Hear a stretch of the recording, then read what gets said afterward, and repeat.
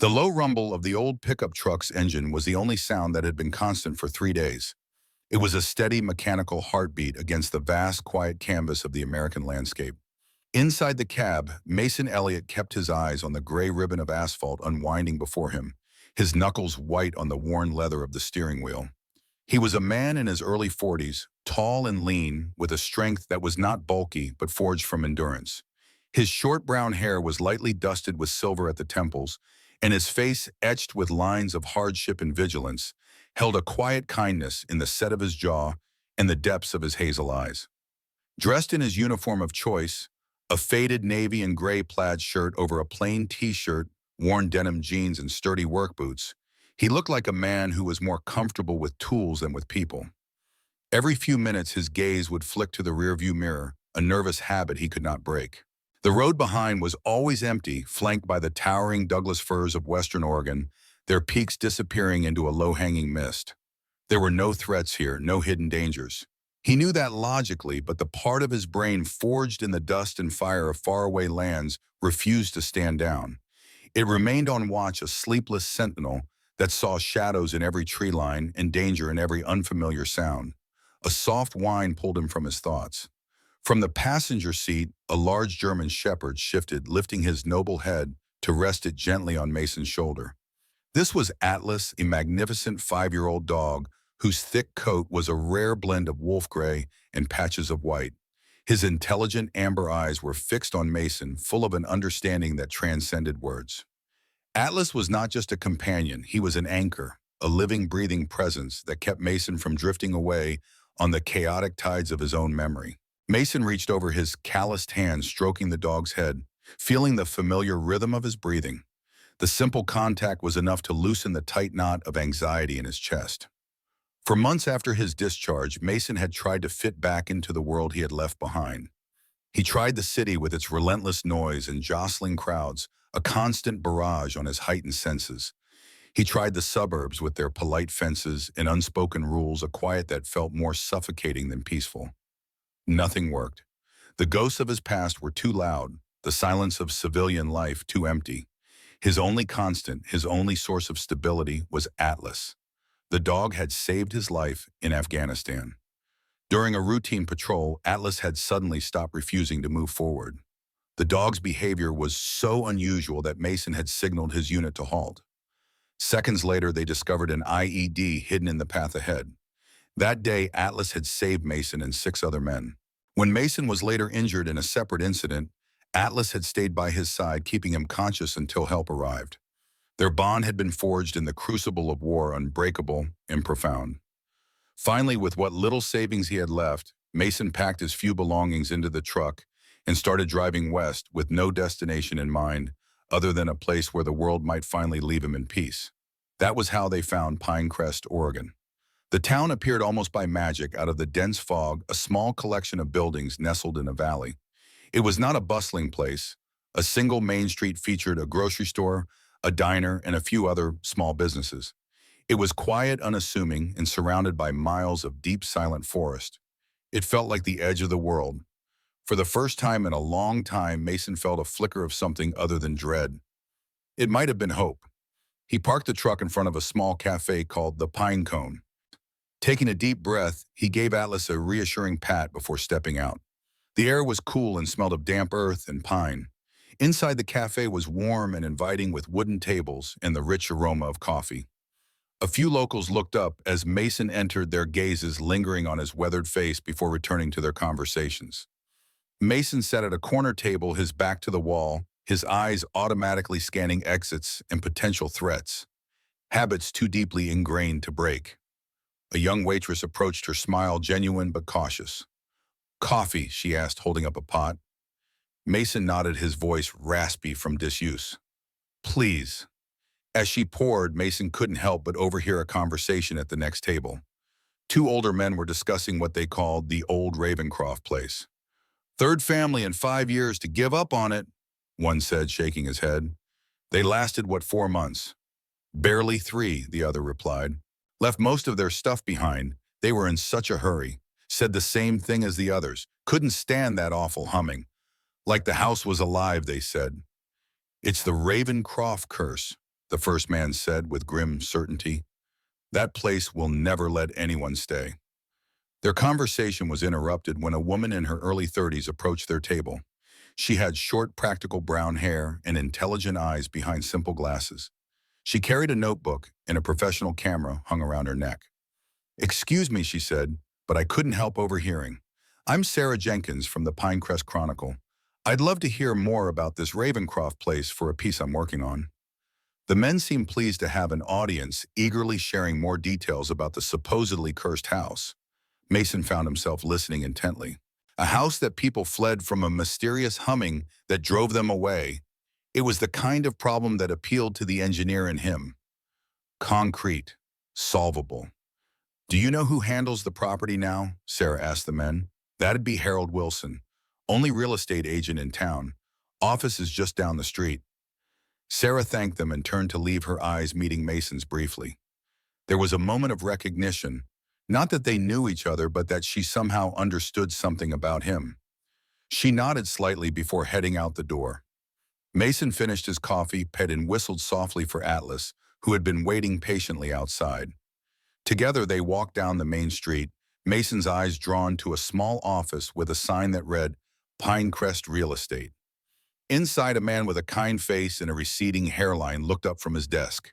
He was Harold Wilson, the sole real estate agent in town. He offered Mason a weary but welcoming smile. "Passing through or looking to stay?" Harold asked, his voice gentle. "Looking to stay." Mason replied, his own voice still rough from disuse. "If I can find the right place. Something quiet away from the main road." Harold nodded slowly, sizing up the man before him. He saw the military bearing, the haunted look in his eyes and the subtle tension in his shoulders. He had seen men like Mason before. "Quiet, we have plenty of," the agent said, turning to a large corkboard on the wall dotted with listings. "Most folks want to be closer to town, but there are properties further out. The problem is they often need a lot of work." He paused, then pulled a thumbtack from a faded photograph in the corner of the board, a listing that looked like it had been there for years. "And then there's this one," he handed the paper to Mason. It was a black and white photo of a large two-story farmhouse, its Victorian features obscured by overgrown ivy and a sagging porch. The description was blunt: foreclosed property sold as is significant repairs required. But it was the price listed at the bottom that made Mason's breath catch in his throat. It was impossibly low, a fraction of what even a small plot of land should cost. "The old Ravencroft place," Harold said, a note of caution in his tone. "Been on the market for years. Bank just wants it off their books. People say it's got problems. Bad wiring, leaky roof, maybe a foundation issue. No one's been able to stick with it for long." Mason stared at the photograph. He saw past the decay, the neglect, the warnings. As a former combat engineer, he did not see a ruin. He saw a structure. He saw broken things that could be fixed. He saw a project, a long and difficult challenge that would demand all his focus, all his skill, all his energy. He saw a mission. A mission could save a man. It could give him a reason to wake up in the morning. It could silence the ghosts, if only for a few hours at a time. He looked from the photograph through the office window to his truck, where Atlas sat patiently watching his silhouette, a promise of unwavering loyalty. "I'll take a look at it," Mason said, his voice firm with a sense of purpose he had not felt in years. The drive to the Ravencroft property took them down a series of narrowing roads, the last of which was little more than a gravel track carved through the dense Oregon forest. Harold handled his sedan, carefully navigating the ruts and potholes with practiced ease. Mason followed in his truck, the realtor's words from their brief meeting echoing in his mind. "It's not just the repairs, Mr. Elliott," Harold had said, his tone genuinely concerned as he gathered the paperwork. "It's the stories. The last family, the Millers. They lasted 3 months. Left in a hurry. Said the house had a hum, a sound that got under your skin. Before the young couple tried to flip it. They gave up after 6 weeks, sold it back to the bank at a loss, complained of strange noises, feelings of being watched." He sighed, tapping a pen on his desk. "People in Pinecrest call it the curse. It's a money pit, and frankly, it spooks people. For a man on a tight budget, it's more than a risk, it's a folly." Mason had simply nodded, his expression unreadable. Folly. He was familiar with the term. He had been called foolish for re-enlisting for choosing the lonely path of a career soldier. Now he was being called foolish for choosing this broken-down house. Perhaps they were right, but a soldier learned to trust his gut, and his gut told him this was the mission he needed. When they finally broke through the trees, the house stood before them in a clearing, and Mason felt his breath catch. The photograph had not done justice to the scale of its neglect. It was a grand old farmhouse, but it looked like a tired giant that had finally surrendered to the relentless siege of nature. Gray paint peeled from the clapboard siding in long curling strips. The porch roof sagged precariously at one corner, and several windows on the second floor were dark gaping holes where the glass had shattered. The yard was a tangled wilderness of weeds and thorny bushes choking the life out of what might have once been a beautiful garden. It was a wreck, a disaster, and it was perfect. Harold got out of his car, a grim look on his face. Well, there she is, the soldier's folly. Mason parked his truck, his eyes scanning the property, not with despair, but with a cool, analytical gaze. He saw the weak points, the structural compromises, the years of decay. He also saw the strong bones beneath it, all the promise of what it could be. Atlas, sensing the shift in his master's focus, sat alert in the passenger seat, his ears twitching as he took in the new environment. As they approached the house, Mason noticed a small wooden sign nearly hidden by overgrowth near what had once been a garden path. Curious, he pushed aside the vegetation to reveal the name Ravencroft carved into the aging wood and along with the date 1905. Below it was a faded family crest showing a raven perched on a bridge. The Ravencrofts were one of the founding families of Pinerest, Harold explained, seeing Mason's interest. James Ravencroft built this house at the turn of the century when the timber industry was booming.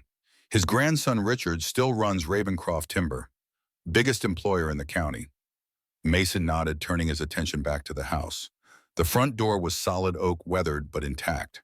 It opened with a protesting groan, revealing a dim interior that smelled of dust and abandonment. Inside the house was a tomb of forgotten memories. Furniture lay shrouded in white cloths like pale ghosts. Cobwebs draped from the ceilings and intricate silver chandeliers. A thick layer of dust covered every surface, preserving the house in a state of suspended animation. Mason moved through the downstairs rooms, his boots echoing on the hardwood floors. He ran a hand along the wall, testing the integrity of the plaster. He peered into the dark, cavernous fireplace. Despite the neglect, the craftsmanship was evident in every detail. The intricate moldings, the solid wooden banisters, the stained glass transom above the front door. Atlas stayed close to his side, his nails clicking softly on the floorboards. The dog seemed uneasy, his usual calm demeanor replaced by a tense alertness. He sniffed suspiciously at the corners of the rooms, his body low to the ground. In what must have been the library, Mason was drawn to a wall of built-in bookshelves, their empty shelves gathering dust. On one wall hung a faded portrait of a stern-looking man with a thick beard dressed in the formal attire of the early 1900s. James Ravencroft, Mason presumed. There was something cold in the man's eyes, a hardness that the artist had captured, perhaps unintentionally. It was when Mason paused in the center of the main living area that he first felt it. It was not a sound, not at first. It was a vibration, a low-frequency thrum that seemed to rise up from the floor through the soles of his boots and into his bones. He stood perfectly still, closing his eyes, focusing all his senses as he had been trained to do. Then he heard it, a deep, resonant hum.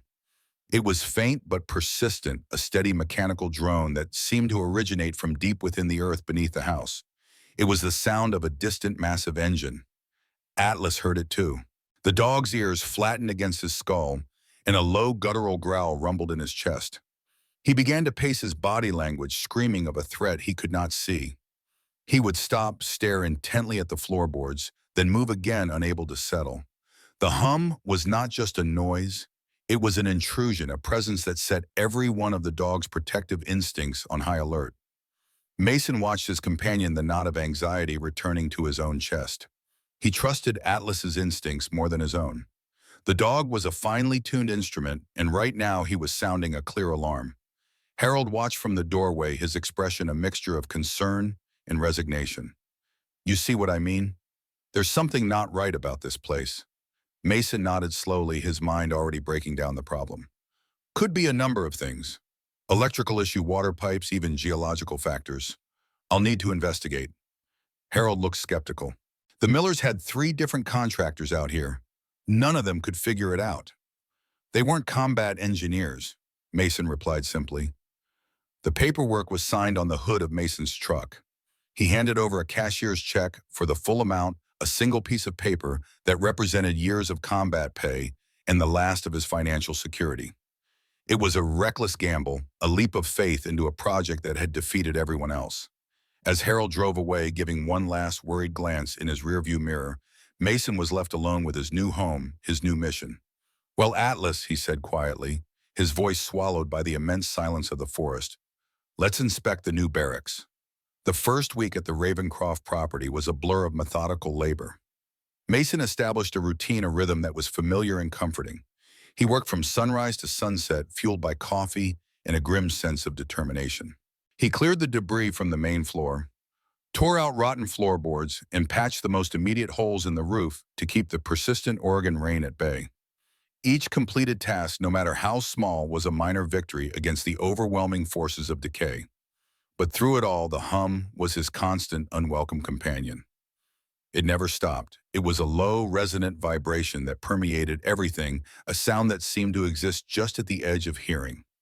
During the day, the noise of his tools could almost drown it out. But in the quiet moments during a water break or in the deep stillness of the night, it would return, a persistent reminder of the house's hidden sickness. As a combat engineer, Mason was a diagnostician of structural problems. He approached the mystery of the hum with the same disciplined logic he would apply to a compromised bridge or a faulty generator. First, he tackled the house's internal systems. He shut off the main water valve. The hum continued. He flipped the master circuit breaker, plunging the house into darkness. The hum remained unchanged. He inspected the ancient oil furnace in the cellar, a hulking iron beast, but it was cold and silent. The noise was not mechanical, at least not in any conventional sense. His investigation led him to the crawl space, a dark, web-choked labyrinth beneath the house.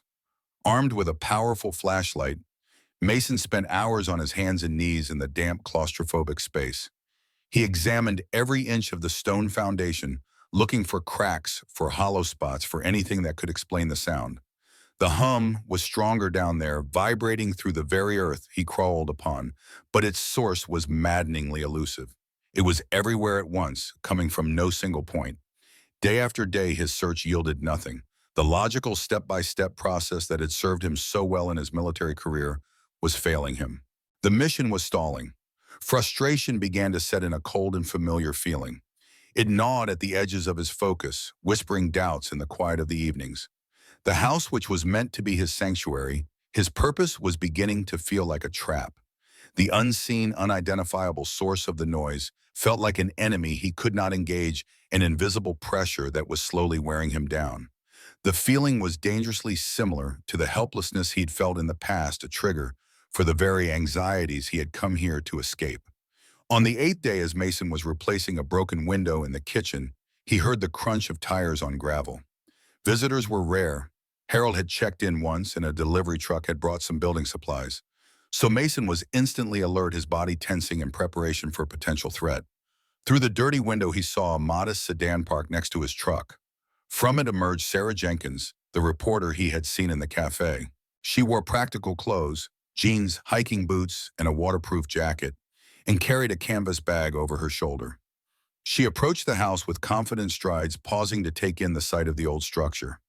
Mason stepped onto the porch, wiping his hands on a rag. Atlas appeared at his side, ever vigilant. "Mr. Elliot," Sarah called, stopping at a respectful distance. "I'm Sarah Jenkins from the Pinerest Chronicle. I was hoping to talk to you about the house." Mason's instinct was to send her away. He had come here for solitude, not to be the subject of a small-town newspaper article. But there was something earnest in her expression, a genuine curiosity rather than mere professional interest. "Mason," he corrected, his voice still gruff from lack of use. "Just Mason." She smiled, seemingly encouraged by this small concession. "Mason, then. I'm doing a series on historic properties in the area, and the Ravencroft house has quite a reputation. I thought your perspective as the new owner might add a fresh angle." Mason hesitated, then nodded once, stepping aside to let her approach. Atlas watched her carefully, his posture alert but not aggressive. Beautiful day in there, Sarah commented, extending her hand palm down for Atlas to sniff. What's his name, Atlas? Mason replied, a hint of pride softening his voice. He was my partner in Afghanistan. Military working dog. Sarah's eyes widened slightly in understanding. So you were in the service. What did you do there? Combat engineer, Mason said, the words clipped efficient. 12 years, 3 tours. Sarah nodded, not pressing for more. She seemed to understand the boundaries. And now you're taking on this place. That's quite a change. Mason shrugged. Not as different as you might think. It's still about identifying problems and fixing them. Like the humming? Sarah asked, her head tilting slightly. I've heard stories about it from half the town. Mason's eyebrows rose in surprise. You know about that? It's part of the local legend, as she explained. Every family that's lived here has mentioned it. Some say it's what drove them away. Mason considered this, then gestured toward the door. Come in if you want. See for yourself. Inside, Sarah moved carefully through the half-cleared rooms, taking notes and occasionally snapping pictures with her phone. She asked thoughtful questions about the house's structure, its history, and Mason's plans for restoration. She seemed genuinely interested, not just gathering material for a story. When they reached the main living room, Mason watched as Sarah paused, her head cocked slightly to one side. Do you feel that? She asked softly. Mason nodded. The hum, it's always there. Sarah closed her eyes, concentrating. It's like a vibration more than a sound, like standing near heavy machinery. Exactly, Mason confirmed, impressed by her perception. I've checked everything. Electrical, plumbing, heating. Can't find the source. Have you tried? Sarah began, but was interrupted by a sudden commotion from outside. Atlas, who had been exploring the kitchen, began barking furiously.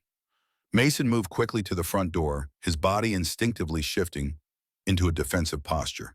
Sarah followed close behind. Outside, a gleaming black luxury SUV had pulled up beside Sarah's modest sedan. A man in his early 60s emerged impeccably dressed in a tailored suit despite the rural setting. His silver hair was expertly styled, and his face bore the confident expression of someone accustomed to authority. He surveyed the property with obvious distaste before his gaze settled on Mason and Sarah. Mr. Ravencroft, Sarah murmured, surprise evident in her voice. You know him, Mason asked quietly. Richard Ravencroft, grandson of the original owner. He runs Ravencroft Timber, practically owns half the county. Ravencroft approached with measured steps, his expensive shoes incongruous on the gravel driveway. Atlas continued to bark, positioning himself protectively in front of Mason. Control your animal, Ravencroft said by way of greeting, his voice cold and commanding. Mason placed a hand on Atlas's head but did not restrain him further.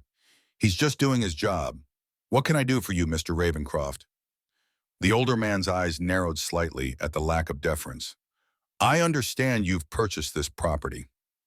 That's right, Mason confirmed, his stance subtly shifting to one of quiet readiness, a soldier's habit in the face of potential conflict. I'm here to make you a more reasonable offer, Ravencroft stated, as if announcing a foregone conclusion. This house has been a blight on the landscape for too long. The Ravencroft Foundation is preparing a historical preservation initiative for the area, and we'd like to include this property. I'm prepared to offer you twice what you paid. Mason's expression remained neutral, but his eyes hardened. Not interested.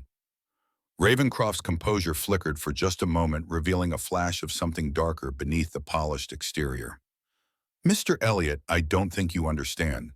This house has issues, structural problems that will cost far more to fix than the property is worth. You mean the humming, Mason said, not a question but a statement. A barely perceptible tension crept into Ravencroft's shoulders. Local superstition. Nevertheless, the offer stands. Twice your purchase price in cash. Today. Mason shook his head once definitive. I appreciate the offer, but I'm not selling. Ravencroft's jaw tightened, and he reached into his suit jacket, producing a business card. When you change your mind, and you will, call my office. He extended the card, which Mason made no move to take. Sarah stepped forward, accepting the card instead. I'm sure Mr. Elliot will keep your offer in mind, Mr. Ravencroft. For my article, would you care to comment on your family's historical connection to the property? Ravencroft's gaze shifted to her cold and dismissive. Miss Jenkins, still chasing stories where none exist, I see. The Ravencroft family has always been dedicated to the growth and prosperity of Pinecrest. That is the only story worth telling. He turned back to Mason. Think carefully about your decision, Mr. Elliot. Some houses are better left to their ghosts. With that cryptic warning, he returned to his vehicle and drove away the expensive SUV, kicking up dust as it disappeared down the gravel road. Mason watched him go, a familiar tension building in his chest. It was the sensation he used to feel before combat, a heightened awareness that came with recognizing a threat. Atlas pressed against his legs, sensing his unease. Well, Sarah said, breaking the silence. That was interesting. Richard Ravencroft doesn't usually make house calls. Mason turned to her, his expression thoughtful. He seemed very interested in this place for a blight on the landscape. Sarah nodded, looking down at the business card in her hand. The Ravencrofts have always been protective of their family legacy, but this feels different. She handed the card to Mason. For what it's worth, I think you were right to refuse. Mason took the card, studying it briefly before slipping it into his pocket. What do you know about the history of this house, about the Ravencrofts? Sarah considered the question, her journalistic instincts clearly engaged. Not as much as I'd like. The family's been here since the town was founded, but they keep their private affairs private. James Ravencroft built this house in 1905, shortly after establishing the timber mill. The family lived here until the 1940s, then moved to a bigger estate closer to town. She glanced back at the house, her expression curious. You know, the local historical society might have more information. The head of it, Eleanor Winters, is a retired history professor. She's been documenting the area's past for years. Mason nodded, a new angle of investigation forming in his mind. I'd like to meet her. I can introduce you, Sarah offered. She's always eager to talk history with anyone who'll listen. As they spoke, Atlas suddenly grew alert, his ears perked forward. He moved away from Mason, trotting purposefully toward the back of the house. Mason watched him go, a slight frown creasing his brow. Something wrong? Sarah asked. Not sure, Mason replied. He's been acting strange since we got here, especially in the backyard. They followed Atlas around the side of the house to the rear, where the overgrown yard gave way to a small clearing before the forest began again. The dog had stopped at a specific spot near the foundation where the ground appeared damp despite the lack of recent rain. As they watched, Atlas began to dig with focused determination, his powerful paws sending clods of dark earth flying. He's been doing this for days, Mason explained, approaching the spot. Always the same place. I thought he was after a mole or something. Sarah crouched near the growing hole, her reporter's curiosity evident. Dogs can sense things we can't. Water gases, even changes in electromagnetic fields. Mason knelt beside the hole, examining the soil Atlas had excavated. It was darker and damper than the surrounding earth, almost like mud. He reached down, pressing his palm against the ground, feeling a subtle vibration. The humming, he murmured. It's stronger here. Much stronger. Atlas paused in his digging to look back at Mason, then barked once sharp and insistent before returning to his task with renewed vigor. Sarah watched the dog, then looked at Mason, a slow realization dawning in her eyes. You don't think... Mason nodded, a spark of purpose igniting within him. Atlas isn't digging randomly. He's trying to show me something. He stood, a decision made. I need a shovel. While Mason retrieved tools from his truck, Sarah continued to observe Atlas, who had now dug a hole nearly a foot deep. The dog worked with single-minded purpose, occasionally stopping to press his ear against the ground, as if listening for something. When Mason returned with a shovel and work gloves, Atlas moved aside, watching expectantly as his master took over the excavation. Mason dug with methodical precision, careful not to damage whatever might lie beneath. After about 20 minutes of steady work, the shovel struck something solid. It wasn't rock or root. The impact had a different resonance.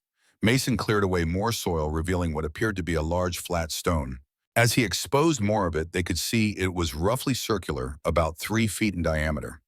It looks like a capstone, Sarah observed, excitement coloring her voice. Like for an old well or cistern.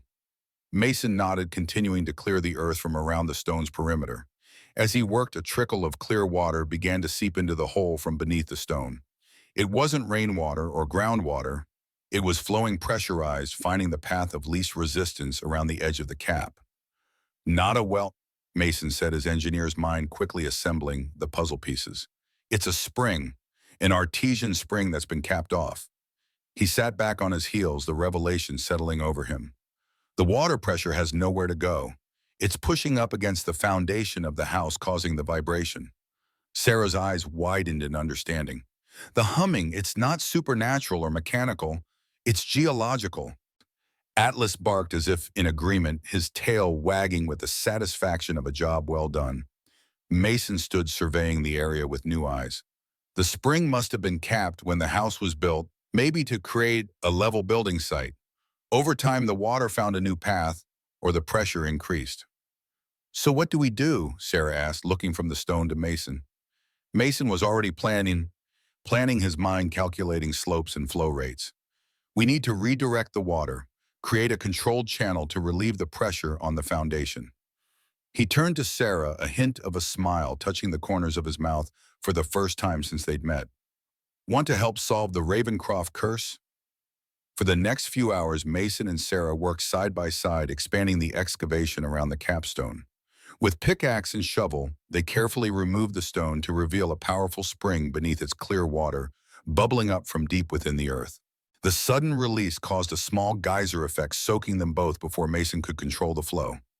Together, they dug a trench leading away from the house, following the natural gradient of the land toward a low area at the edge of the property. As the water found its new path flowing freely down the channel, they had created something remarkable happen. The humming began to fade. It didn't disappear immediately, but as the pressure against the foundation gradually dissipated, the vibration lessened, the resonant frequency dying down. Within an hour, the house was silent for the first time in perhaps decades. Standing in the gathering dusk, mud-spattered and exhausted, Mason felt a weight lift from his shoulders. Atlas moved through the house, no longer anxious but curious, exploring rooms that were now free from the oppressive hum. "We did it," Sarah said, disbelief and elation mingling in her voice. "We actually solved it." Mason nodded, allowing himself a moment of quiet pride. "Atlas did it," he corrected, watching his dog trot happily across the newly quiet living room. "He knew all along." Sarah smiled, pulling out her phone. "This is going to make one hell of a story. Veteran and service dog solve century-old mystery. Mind if I take a few pictures?" Mason hesitated, his instinctive aversion to attention warring with the undeniable sense of accomplishment. Finally, he nodded. "Just make sure Atlas gets top billing. He's the real hero here."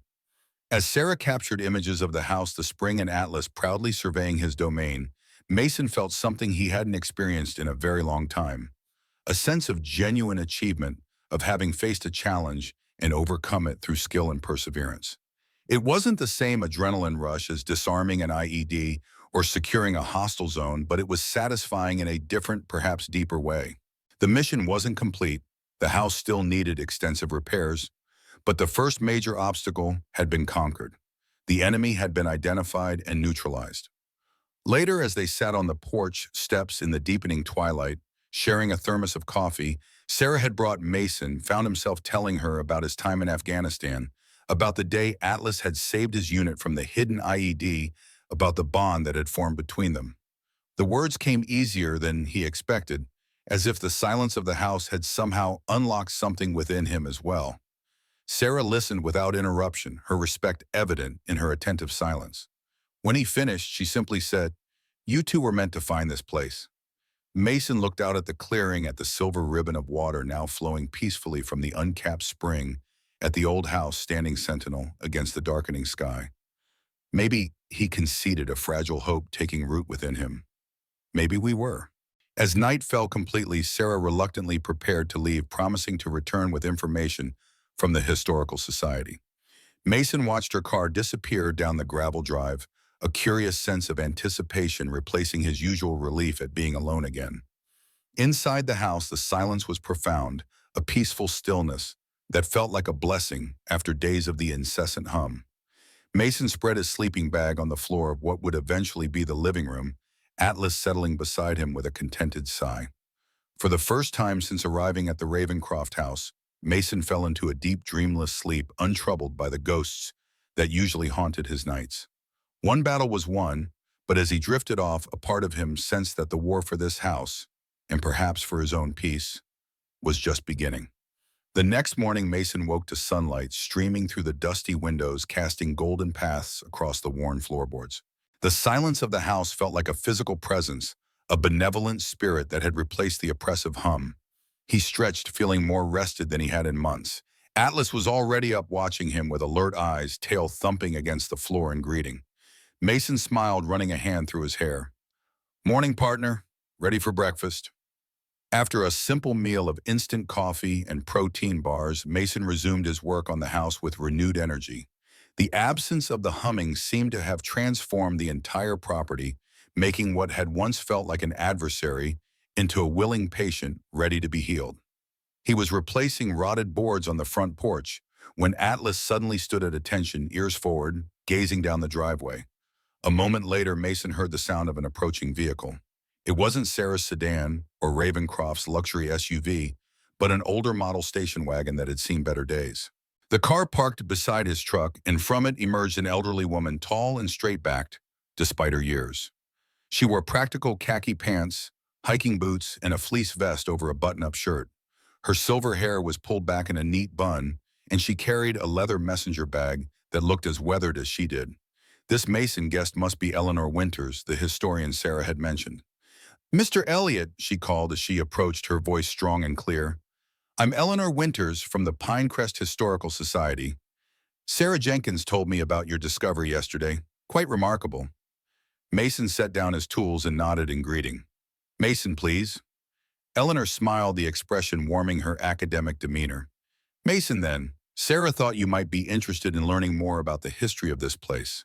I've brought some materials that might shed light on the Ravencroft house and its original occupants." Mason gestured to the porch steps, which he had just reinforced. "Would you like to sit? I can make some coffee." "That would be lovely," Eleanor replied, settling herself on the steps with surprising agility for a woman of her age. Atlas approached her cautiously, and she extended a hand for him to sniff. "What a magnificent animal. Sarah mentioned he was instrumental in your discovery." Mason nodded as he prepared coffee on a small camp stove. "Atlas has always had good instincts. Better than mine most of the time." Eleanor accepted the mug of coffee with a grateful nod. "Animals often sense things we can't, or won't." She opened her bag and removed several folders and a large leather-bound book. "Now, about this house. Sarah told me you uncovered an artesian spring that had been capped, causing the famous Ravencroft hum. That's quite a significant find." "It was Atlas who found it," Mason corrected, sitting beside her. "I just did the digging." Eleanor smiled at his modesty. "Nevertheless, you've solved a mystery that has persisted for generations. The question now is, why was the spring capped in the first place?" She opened one of the folders, revealing old photographs and documents. The Ravencroft house was built in 1905 by James Ravencroft, who had recently established what would become Ravencroft Timber. Prior to that, he was a relatively unknown figure who appeared in Oregon rather suddenly in the early 1900s. Mason studied a sepia-toned photograph of the house in its original glory, surrounded by neatly landscaped grounds. "He came into money suddenly." Eleanor nodded, impressed by his perception. "Indeed. According to county records, James Ravencroft purchased large tracts of timberland in 1904, despite having no previous connection to the industry or apparent source of capital. Within a year, he had built both a successful mill and this house." She pulled out another photograph, this one showing a stern-faced man in formal attire, the same man from the portrait Mason had seen inside. James Ravencroft was not a well-liked man by all accounts. Shrewd in business, often ruthless. But he was undeniably successful. The timber operation he established became the economic foundation of Pinerest. Mason listened intently, his engineer's mind automatically looking for patterns for cause and effect. "In the spring, was it documented?" Eleanor shook her head. "Not officially, but I found this." She handed Mason a yellowed newspaper clipping from 1905. The headline read, "Natural Spring Discovered on Ravencroft Property." The brief article described how workers digging the foundation for James Ravencroft's new home had uncovered a vigorous artesian spring of exceptional purity. It quoted Ravencroft as saying the spring would be properly managed to benefit the property. "Properly managed," Mason repeated, "by capping it completely." "So it seems," Eleanor agreed, "but why cap it rather than utilize it?" Fresh spring water was a valuable resource. Mason considered this his mind working through the problem. Unless he had a reason to hide it. Eleanor's eyes lit up with academic interest. Precisely my thought. The question is, what might that reason be? She pulled out the leather-bound book, which Mason now saw was an old county atlas from the early 1900s. Opening it to a marked page, she pointed to a map of the area that would become Pinerest. Before James Ravencroft arrived, this land was mostly uninhabited except for a few scattered homesteads. But look here. Her finger traced a blue line that ran through the property. This map shows a stream or creek running exactly where your house now stands. By the time the house was built, the watercourse had mysteriously disappeared from all official maps and documents. Mason studied the map, a sense of discovery building within him. He didn't just cap the spring, he diverted an entire creek to build here. That would have been a massive undertaking. For a man of seemingly limited means who had just arrived in the area, Eleanor added the implication clear in her tone. Their conversation was interrupted by the sound of tires on gravel. Both turned to see a police cruiser pulling into the driveway. A stocky man in his 50s wearing the uniform of the Pinerest Sheriff's Department emerged from the vehicle. His expression was professionally neutral, but there was a tension in his stance that put Mason immediately on alert. "Sheriff Dawson," Eleanor greeted him, her tone polite but cautious. "What brings you out this way?" "Ms. Winters," the sheriff nodded in acknowledgement before turning his attention to Mason. "Mr. Elliott, I'm Sheriff Robert Dawson. I understand you have been doing some excavation on the property." Mason stood slowly, careful to keep his movements non-threatening. Years of experience had taught him how to read potential conflict, and something about the sheriff's demeanor suggested this wasn't a casual visit. "That's right," Mason confirmed. "Found an old spring that was causing structural issues with the house." Sheriff Dawson's eyes narrowed slightly. "I received a complaint about unauthorized modifications to a historical property. As of last month, the Ravencroft house was placed on the county's historical register, which means any structural changes require proper permits and review." Eleanor's eyebrows shot up in surprise. "That's impossible. The Historical Registry Committee hasn't approved any new properties this year." "I would know.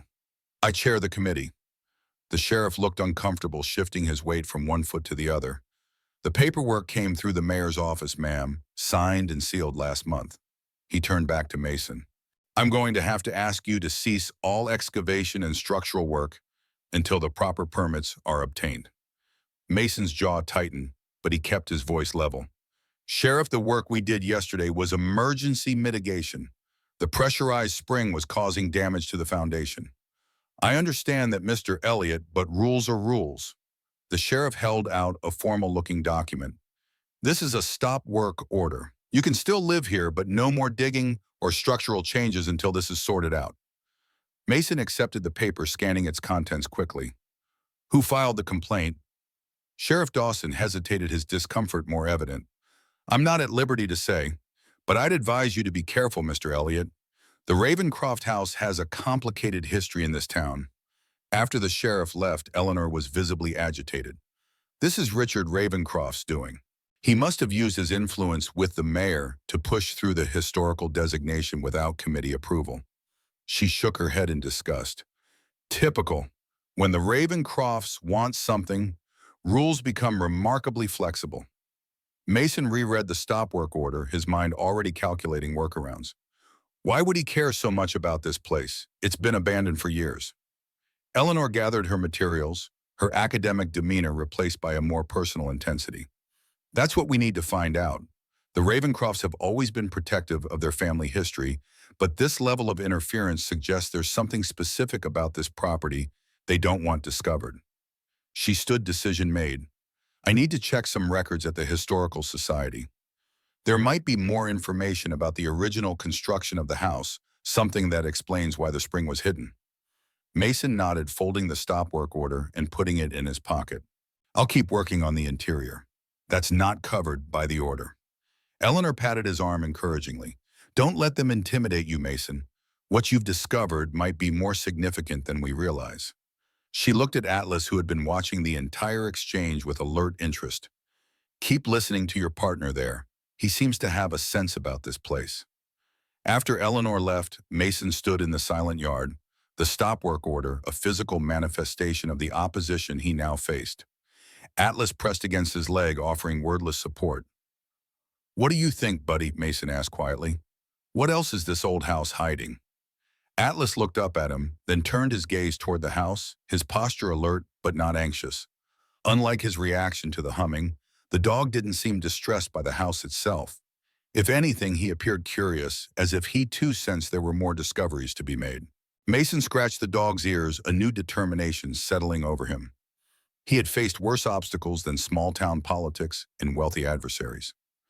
If Richard Ravencroft wanted to play games with permits and historical designations, so be it. Mason had embarked on this mission, and he would see it through. With renewed purpose, he returned to the house, Atlas at his heels. The silence that had felt so peaceful that morning now seemed charged with anticipation, as if the old structure itself was waiting for its secrets to be revealed. The following days brought a profound change to the Ravencroft house. Without the persistent hum, the atmosphere had shifted dramatically. The old structure no longer felt like an adversary, but rather a patient waiting to be healed. Mason worked methodically on the interior, tackling the electrical system first, then the plumbing. Each fixed problem was a small victory, another step toward redemption for both the house and himself. Despite the stop work order restricting exterior modifications, Mason found plenty to do inside. He replaced rotted floorboards, stripped decades of peeling wallpaper, and painstakingly restored the intricate woodwork that had once made the house magnificent.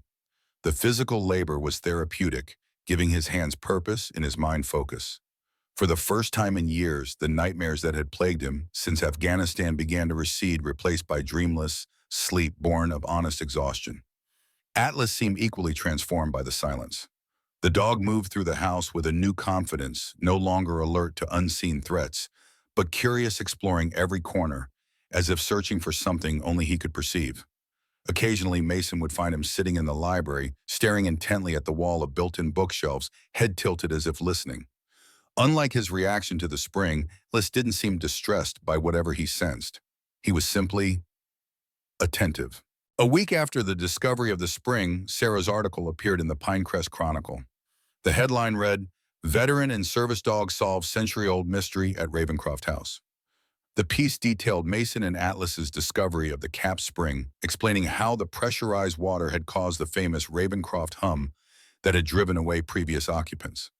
Sarah had written it with a keen eye for human interest, focusing on the unique bond between Mason and Atlas while also raising questions about why the spring had been capped in the first place. The article turned Mason into something of a local celebrity, an unwelcome development for a man who valued his privacy. People began driving by the house, slowing to take pictures. Some even stopped to offer help or bring food. Gestures that left Mason both touched and uncomfortable. He wasn't used to being seen as anything other than a soldier, certainly not as some kind of local hero. One evening, as Mason sat on the porch watching the sunset paint the Oregon sky in shades of amber and purple, a battered pickup truck pulled into the driveway. From it emerged a weathered man in his 60s, dressed in worn work clothes, his face lined with decades of outdoor labor. He approached with the cautious respect of someone who understood boundaries. "Name's Frank Miller," the man said, removing his cap. "Run the hardware store in town. Brought you these." He held out a paper bag. "Some specialty fixtures for these old Victorian places. Hard to find nowadays." Mason accepted the bag, surprised by the gesture. "Thank you. What do I owe you?" Frank shook his head. "Nothing. Consider it a welcome to Pinerest." He hesitated, then added, "My father worked for Ravencroft Timber his whole life. Said James Ravencroft was a hard man but fair. Built this town from nothing." His eyes moved to the house. "Always wondered about this place. Glad to see someone fixing it up right." After Frank left, Mason examined the antique brass fixtures, perfect matches for the house's original hardware. It was a thoughtful gift, but more than that, it was an acceptance. For the first time since arriving in Pinerest, Mason felt like something other than an outsider. The next morning, Eleanor Winters returned her station wagon loaded with books and file boxes.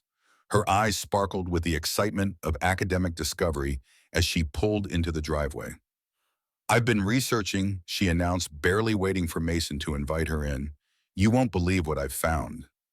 Inside, Eleanor spread her materials across the kitchen table, the only furniture Mason had purchased so far.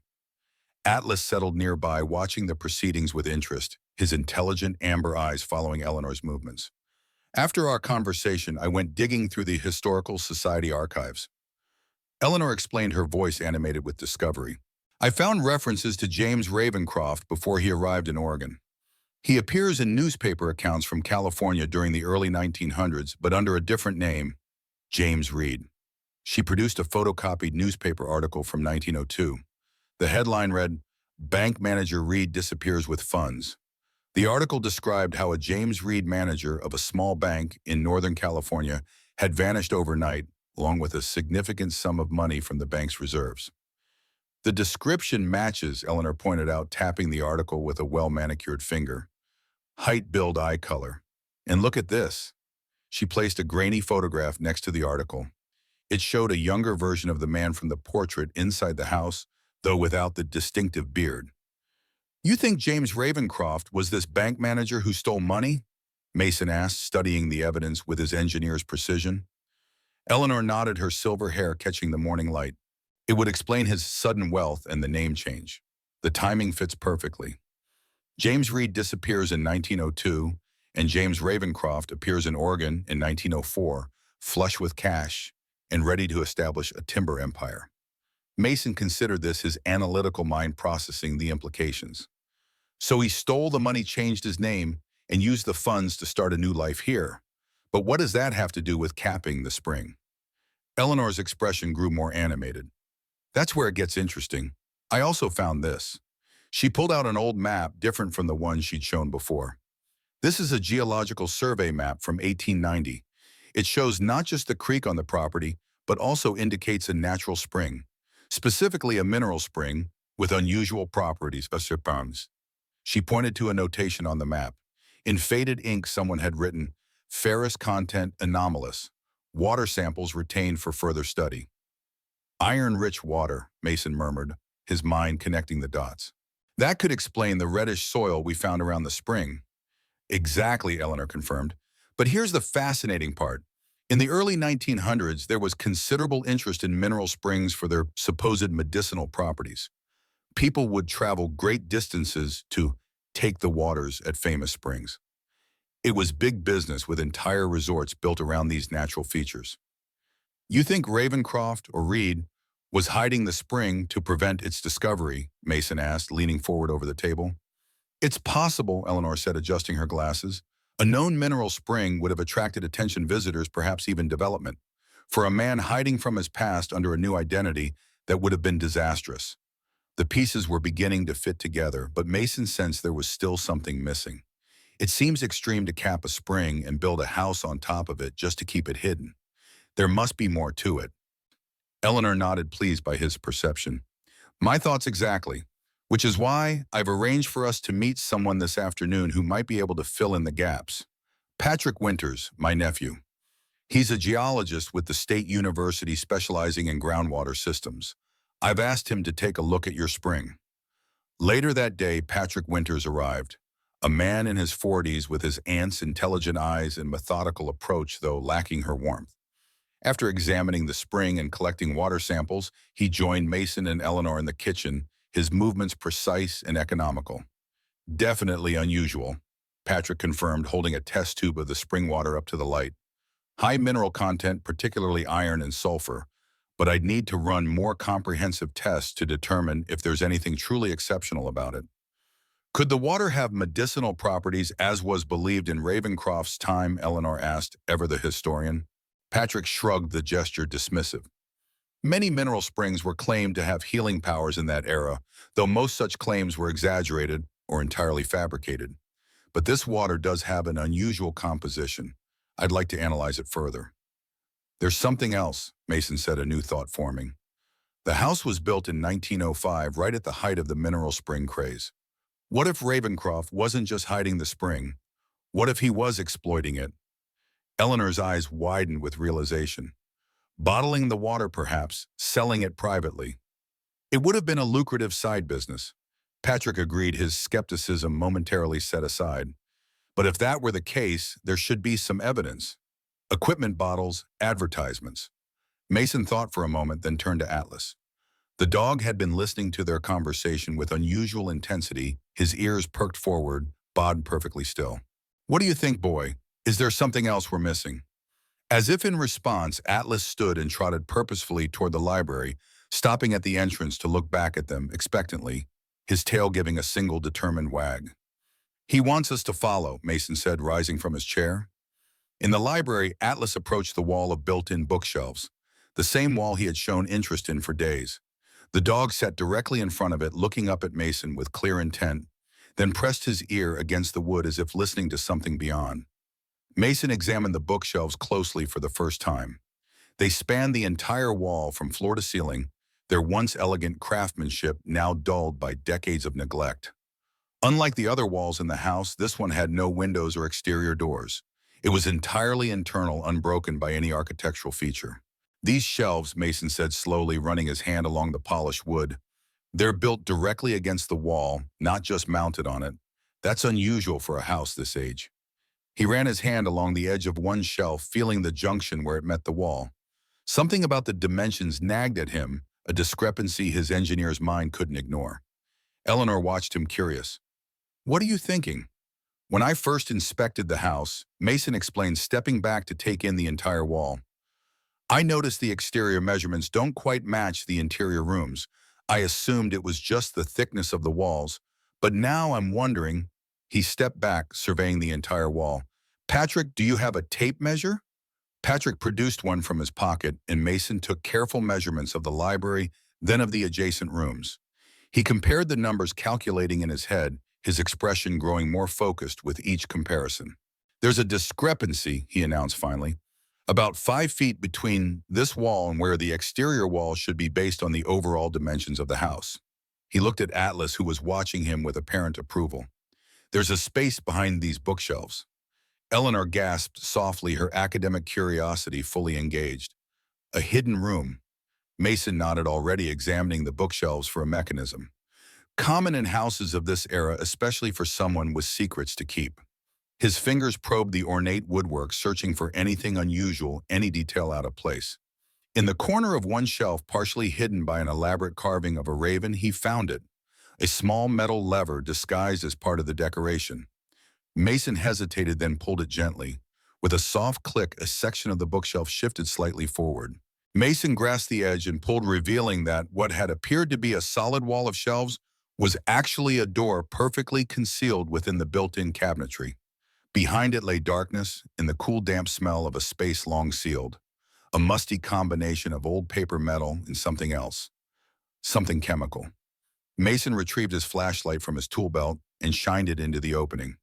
The beam revealed a narrow room about 5 feet deep and running the length of the library wall. It was filled with dusty shelves containing hundreds of glass bottles, their contents long dried up. Against the far wall stood an antique filtering system, copper pipes running from a sealed cistern into a series of glass chambers. "A bottling operation," Eleanor breathed, peering over Mason's shoulder. "You were right." They entered the hidden room, carefully mindful of the fragile artifacts that had remained untouched for decades. The bottles were elegantly designed with embossed labels reading Ravencroft elixir, nature's finest remedy. Each bore the image of a raven perched on a bridge, the same symbol Mason had seen on the sign outside the house. "He was selling the spring water as medicine," Patrick observed, examining one of the bottles with professional interest. "Pretty common scam in those days.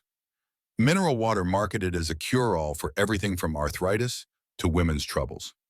Mason continued exploring the narrow room, his flashlight beam revealing more details. At the far end stood a small desk, its surface covered with ledgers and papers, frozen in time, as if their owner had just stepped away. Mason approached it, drawn by the promise of answers. Bam! The topmost ledger was a record of sales showing substantial revenues from the Ravencroft elixir over several years. The customer list included wealthy individuals from across the country, many ordering cases of the water at premium prices. Some names were familiar, even a century later. Industrial magnates, politicians, even a few Hollywood stars of the silent film era. Beneath the ledger lay a leather-bound journal. Mason opened it carefully, the brittle pages crackling with age. It was a personal diary written in a precise, controlled hand. The first entry was dated May 12, 1904. Established in Oregon at last, the property secured construction to begin forthwith. The locals suspect nothing of my past. Here I am, James Ravencroft, timber baron and respectable businessman. The spring will provide the additional income needed until the mill begins to show profit. Fortune favors the bold. Mason turned the pages reading entries that documented Ravencroft's double life. Respectable businessman by day, seller of medicinal spring water by night. The operation was kept secret, the journal explained, to prevent competitors from discovering the source of the miraculous water.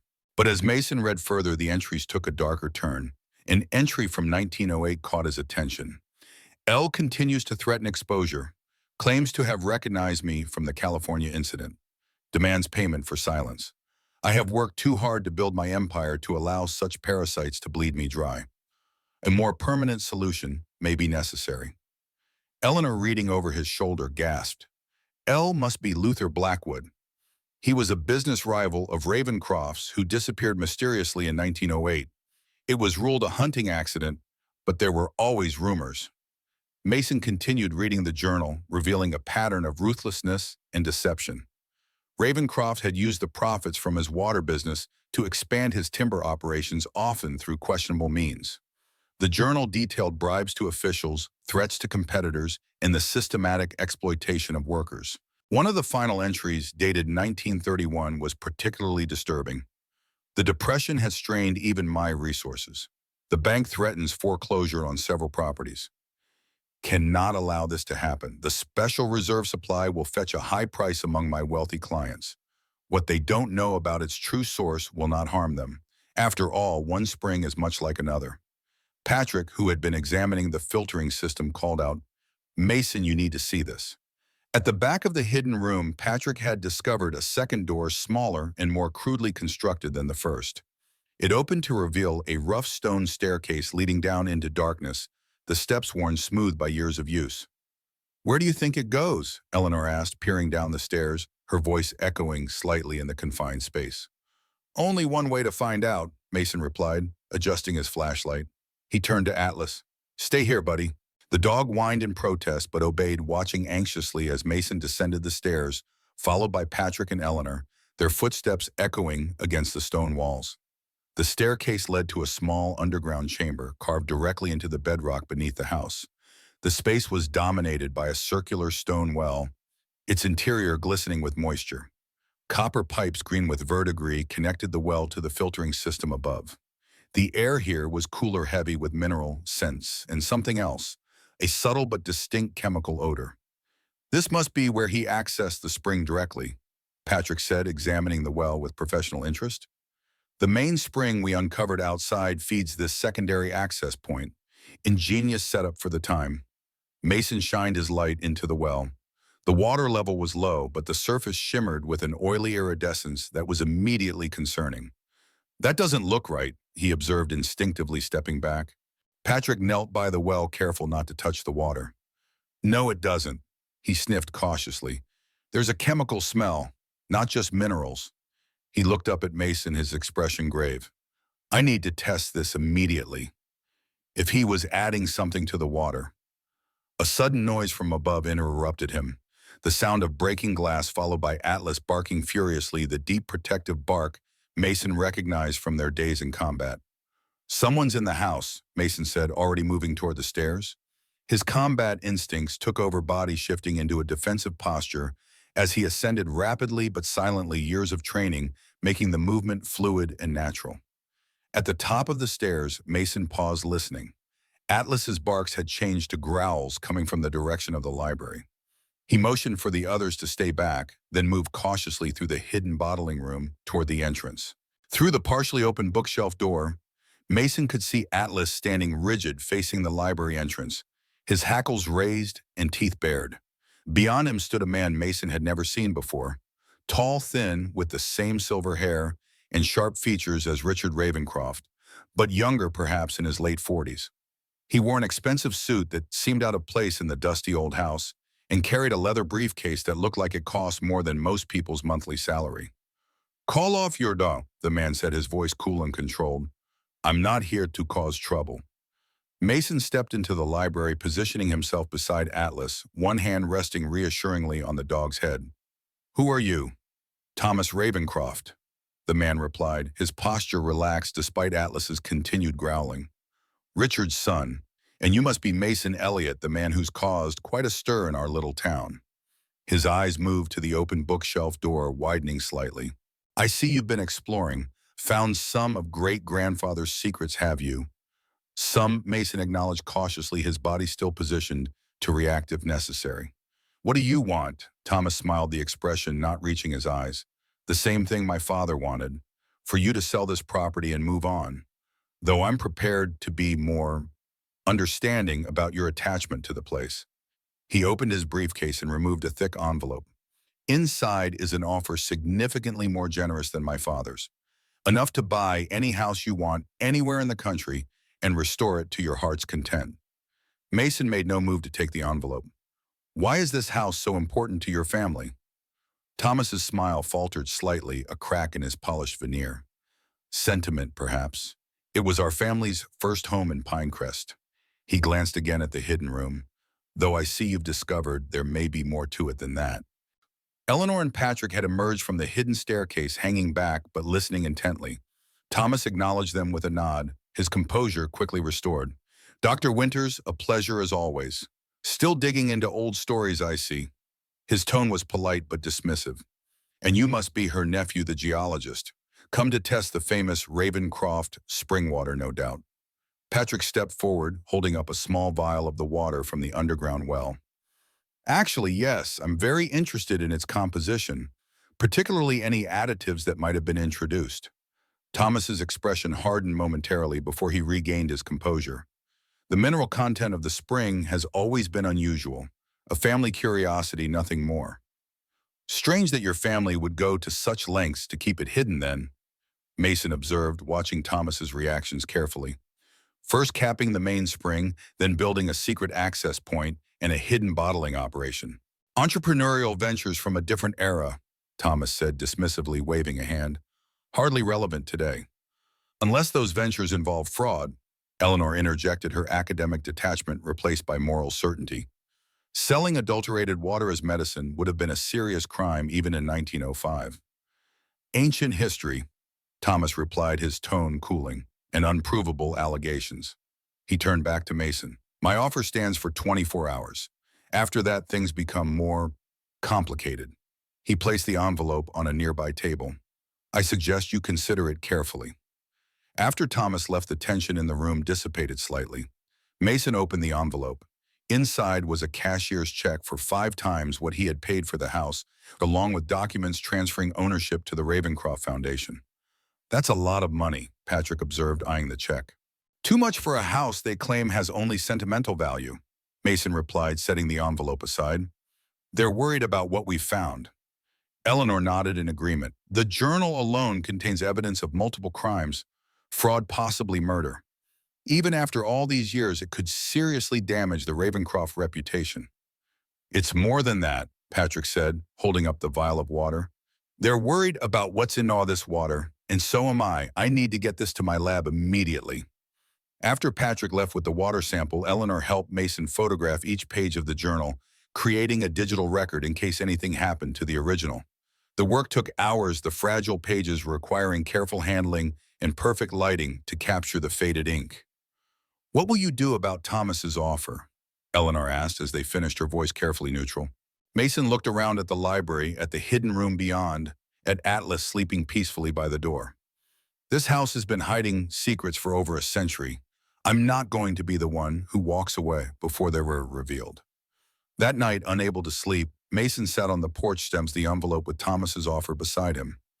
Atlas lay at his feet, alert despite the late hour, his ears occasionally twitching at sounds from the forest. The sound of an approaching vehicle drew their attention. Headlights appeared on the gravel road, but instead of turning into the driveway, the car stopped at the edge of the property. Mason watched as a figure emerged and made its way cautiously toward the house. As the visitor drew closer, Mason recognized Sarah Jenkins carrying her camera and a small backpack. Atlas relaxed, recognizing her as well, his tail thumping softly against the porch boards. "Sorry for the late visit," Sarah said, As she reached the porch, her breath misting slightly in the cool night air. "I got your message about the hidden room. Had to finish the evening edition before I could get away." Her eyes were bright with excitement, despite the late hour. "Show me everything." Mason led her through the house to the library, explaining their discoveries as they went.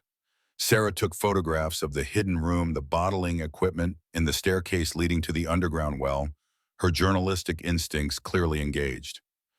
"This is incredible," she said, examining one of the Ravencroft elixir bottles with reverent hands. The story writes itself. Respected town founder, secretly selling snake oil from a hidden spring. "It might be worse than that," Mason told her, his voice grave. "Patrick thinks something was added to the water, something that shouldn't have been there." Sarah's journalistic instincts visibly sharpened, her posture straightening. "What kind of something?" "We don't know yet. He's testing it." Mason showed her the journal entries about the special reserve supply during the Depression. Ravencroft was desperate for money. He might have adulterated the water to make it seem more medicinal. Sarah took detailed notes, her expression growing more serious with each revelation. If there was something harmful in that water, and he knowingly sold it as medicine. She looked up at Mason, the implications clear in her eyes. People could have been hurt, or worse. "That's what the Ravencrofts are afraid of," Mason agreed, running a hand through his hair. "A scandal like that would destroy their family legacy even a century later." They continued exploring the hidden room, Sarah documenting everything with her camera, the flash illuminating decades of dust and secrets. In a dusty corner, she discovered a metal box tucked behind some empty bottles. It was locked, but the old mechanism yielded easily to Mason's tools. Inside lay hundreds of letters, correspondence from customers of the Ravencroft elixir. Many expressed gratitude for the miraculous cures they had experienced. Others complained of unusual symptoms after consuming the water, demanding refunds or threatening legal action. Most disturbing were the response drafts penned by James Ravencroft himself, dismissing complaints and denying any connection between the water and the reported symptoms. Some letters contained thinly veiled threats against those who persisted in their claims, suggesting legal action or public ridicule. "He knew," Sarah whispered, reading through the correspondence, her face pale in the dim light. "He knew there was something wrong with the water, and he kept selling it anyway." The evidence was damning, but still circumstantial, without knowing exactly what had been in the water. They needed Patrick's test results to confirm their suspicions. As if summoned by their thoughts, Mason's phone rang. It was Patrick, his voice tight with urgency. "I've analyzed the water," he said without preamble. "Mason, it's toxic. High levels of arsenic far beyond what would occur naturally. Someone deliberately added it to the water." Mason put the phone on speaker so Sarah could hear. "Why would anyone add arsenic to spring water they were selling as medicine?" he asked, though he already suspected the answer. In small doses, arsenic was actually used as a treatment for various ailments in the early 1900s. Patrick explained, his academic detachment momentarily pierced by genuine outrage. It was believed to be beneficial in controlled amounts. But the concentration in this water is dangerous, potentially lethal with prolonged consumption. Sarah leaned toward the phone, her reporter's instincts fully engaged. Could Ravencroft have been poisoning people intentionally? "It's possible he started with medicinal doses and increased the concentration over time," Patrick replied after a moment's consideration. "The journal mentioned a special reserve during the Depression. He might have added more arsenic to make the water seem more potent, more medicinal. So people who thought they were buying health were actually drinking poison." Mason said, the full horror of it sinking in his combat-hardened stomach, turning at the thought. "Exactly," Patrick confirmed. "And based on the customer letters you found, some of them were getting sick. Ravencroft must have known." After ending the call, Mason and Sarah sat in stunned silence, surrounded by the evidence of James Ravencroft's deadly deception. The respected founder of Pinerest, the man whose name adorned the town's main street and whose descendants still wielded enormous influence, had been a fraud, a thief, and possibly a murderer. "This changes everything," Sarah finally said, closing in her notebook. "The Ravencrofts aren't just protecting their reputation, they're covering up crimes." Mason nodded, his decision regarding Thomas's offer now crystal clear. "We need to make this public. All of it." Sarah's reporter instincts were in full force. "I'll write the article tonight.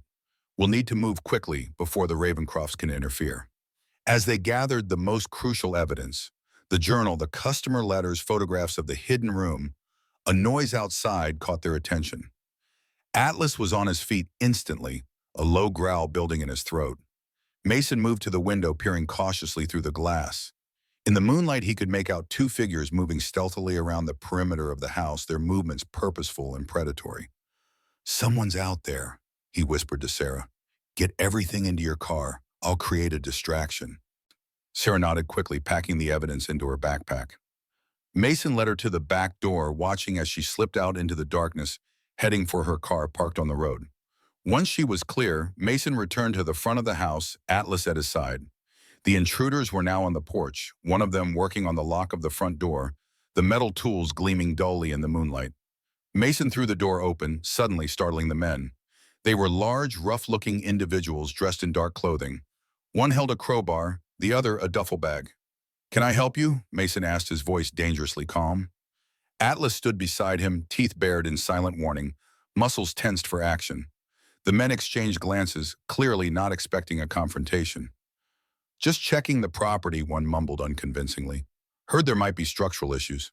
At midnight with a crowbar, Mason's military training had kicked in, his body positioned for potential combat, weight balanced perfectly. "I suggest you leave. Now." The men seemed to consider their options, eyeing Mason and the growling German shepherd. Finally, they backed away, retreating to a pickup truck parked down the road, the engine roaring to life as they sped away. Mason watched them go, a cold certainty settling over him. The Ravencrofts weren't just making offers anymore. They were taking action. The discovery of the poisoned water had raised the stakes dramatically. Inside, Mason quickly packed his essential belongings and Atlas's things. Sarah had the evidence, but he couldn't risk staying in the house tonight. The intruders might return with reinforcements, and next time they might not be so easily deterred. As he loaded his truck, Mason's phone rang again. It was Eleanor, her voice thick with concern. "Mason, someone broke into the Historical Society office tonight. They took all the materials related to the Ravencroft house, including the copies we made of the documents." Mason gripped the phone tighter. "Are you all right?" "Yes, I wasn't there, thank goodness. But Mason, this means they're serious. They're trying to erase the evidence." "I know," Mason replied grimly. "They sent men to the house too. But they're too late. Sarah has everything. The journal, the letters, photographs. She's writing the story tonight." Eleanor's relief was audible. "Thank goodness. But you should not stay there, Mason. It's not safe." "Already packing," he assured her. "Atlas and I are leaving now." After ending the call, Mason finished loading his truck. As he was about to leave, headlights appeared on the gravel road again.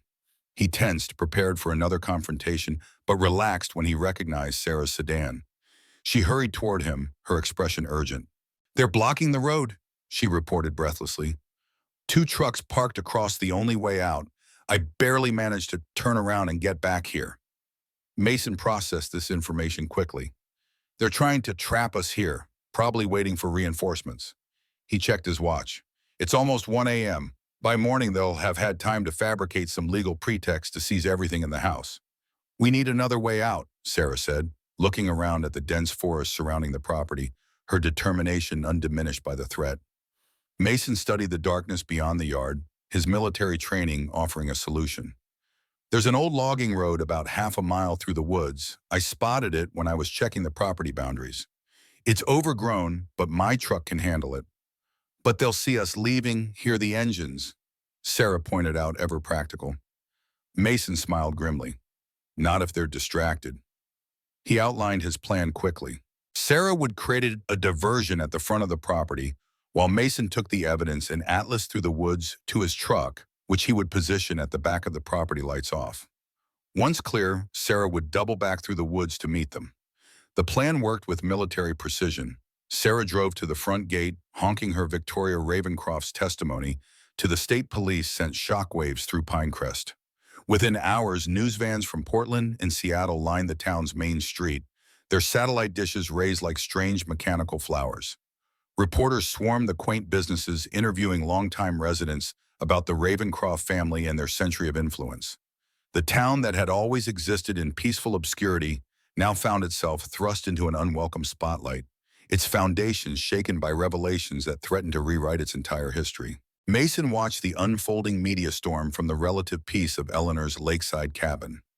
Atlas lay at his feet, seemingly unbothered by the chaos they had unleashed, his gray-white coat gleaming in the pale morning light filtering through the windows.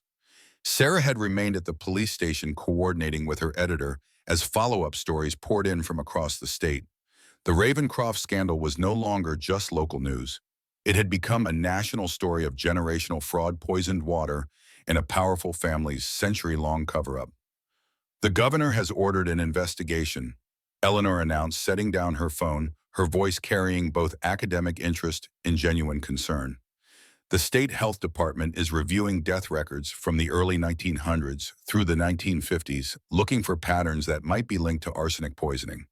They're assembling a team of toxicologists and epidemiologists to assess the potential scale of the harm caused." Mason nodded, gazing out at the lake's placid surface, which reflected the surrounding pines in perfect symmetry. "What about the current Ravencrofts, Richard and Thomas?" "According to Victoria, they have retreated to their estate outside of town. The company's board of directors has called an emergency meeting." Eleanor's expression darkened. This town was built on Ravencroft money. If the company collapses, the economic impact would be devastating. The timber mill employs almost half the working population. The ripple effects would touch every business in Pinerest. Mason understood the implication. Like many small timber towns in the Pacific Northwest, Pinerest's economy was precariously balanced on a single industry. The revelation of the family's dark past could devastate not just the Ravencrofts themselves, but the entire community. A community that was innocent of the original crimes, but would nonetheless suffer for them. "I need to get back to the house," Mason said, rising from his chair, his decision made. "There might be more evidence there, something we missed that could help clarify exactly who knew what and when."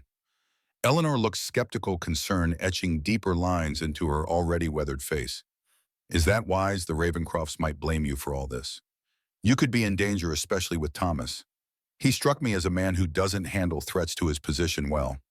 "The truth is already out," Mason replied, his military pragmatism asserting itself. "Besides, the house is still mine, and I have unfinished business there." He glanced at Atlas, who had risen and now stood attentively beside him, sensing his master's resolve. His mind returned to Atlas's persistent interest in the library wall. They had discovered the hidden bottling room, but something told Mason there was more to find. His years as a combat engineer had taught him to trust his instincts, and Atlas's even more. The dog had an uncanny ability to sense things beyond human perception, a gift that had saved Mason's life more than once in Afghanistan. With reluctance, Eleanor agreed to drive him back. They took a circuitous route, avoiding the main roads where media and curious onlookers might recognize them. The forest pressed close to the narrow back roads, towering Douglas firs, creating a green tunnel that occasionally opened to reveal glimpses of mountains in the distance. Oregon's beauty remained undimmed by human scandal. Mason thought a reminder that some things endured beyond the brief span of human affairs. As they approached the property, Mason was relieved to see no vehicles parked nearby. The Ravencroft house stood silent in the afternoon light, looking somehow different now that its secrets were exposed. Less threatening, perhaps, but more melancholy. Its weathered facade seemed to carry the weight of a century's worth of deception, the windows staring out like tired eyes that had seen too much. "I'll come back this evening," Eleanor said as Mason and Atlas exited her station wagon. "Be careful, Mason. Don't take unnecessary risks. This story has already had enough victims." He nodded, then watched her drive away before turning to face the house. Atlas was already trotting toward the front door, eager to resume their investigation, his powerful muscles rippling beneath his coat. The dog seemed to understand the importance of their mission with an almost human comprehension. Inside the house was exactly as they had left it, though the hidden bookshelf door now stood fully open, revealing the bottling room beyond. Mason walked through the main rooms, checking for signs of intrusion, but finding none. The Ravencrofts' hired men had apparently abandoned their stakeout after Mason and Sarah's escape. The house had returned to its state of suspended animation, dust motes dancing in the shafts of afternoon sunlight that pierced the gloom. In the library, Atlas immediately returned to his vigilant position before the bookshelf wall, sitting and staring at it expectantly, his ears perked forward. Mason studied the hidden room again, this time with more deliberation. They had discovered the bottling operation in the underground well, but something still nagged at him, an engineer's certainty that there were more pieces to this puzzle. "What are we missing, boy?" he asked softly, his voice barely above a whisper in the hushed room. The bottling room was narrow but stretched the entire length of the library wall. Mason began a methodical examination, tapping the walls, checking for hollow spaces or other hidden compartments. Years of searching for hidden IEDs had given him an almost supernatural sensitivity to subtle irregularities in structures. He moved inch by inch, his trained hands feeling for changes in texture, temperature, or resistance. At the far end, where the small desk stood covered in ledgers, he noticed something odd, a slight discoloration in the wooden flooring, a rectangle about 3 feet wide. To an untrained eye, it would have been invisible beneath the decades of dust, but Mason's experienced gaze caught the almost imperceptible difference in the grain pattern. Kneeling, Mason ran his hands over the boards, feeling a subtle difference in texture. The wood here was newer than the surrounding floor, though carefully aged to match. The craftsmanship was expert. Someone had gone to great lengths to ensure this section would blend seamlessly with the original flooring. With his pocket knife, he probed the edges of the rectangular section, eventually finding a small indentation that allowed him to lift the entire panel. Beneath was a small compartment, and within it, a metal lockbox. The box was heavy, made of solid steel with a complex lock mechanism. Mason examined it carefully, noting the absence of rust or corrosion. Unlike the other artifacts in the hidden room, this had been deliberately protected from the elements, perhaps oiled and maintained periodically. The lock itself was of modern design, perhaps 20 or 30 years old. "Recent," Mason murmured to himself. "Much more recent than James Ravencroft's time. Someone has been accessing this room within the last few decades." He carried the box to the kitchen table and retrieved his tools. The lock was sophisticated but not impenetrable to someone with Mason's specialized training. After 15 minutes of careful manipulation, testing each tumbler with practiced precision, it yielded with a satisfying click that echoed in the silent house. Inside lay a leather-bound volume similar to James Ravencroft's journal, but in much better condition. The first entry was dated January 15, 1952, exactly 100 years after the original journal began. The handwriting was different, more modern, but with the same meticulous precision that seemed to be a family trait across generations. "My grandfather's sins have become my inheritance." The first entry began. "Today, I received the results of Elizabeth's secret water testing. The rumors were true. The elixir contains arsenic at levels far exceeding safety. Grandfather must have known. Father too, perhaps. All those people, over all those years. The weight of this knowledge is almost unbearable. What am I to do with such a poisonous legacy?"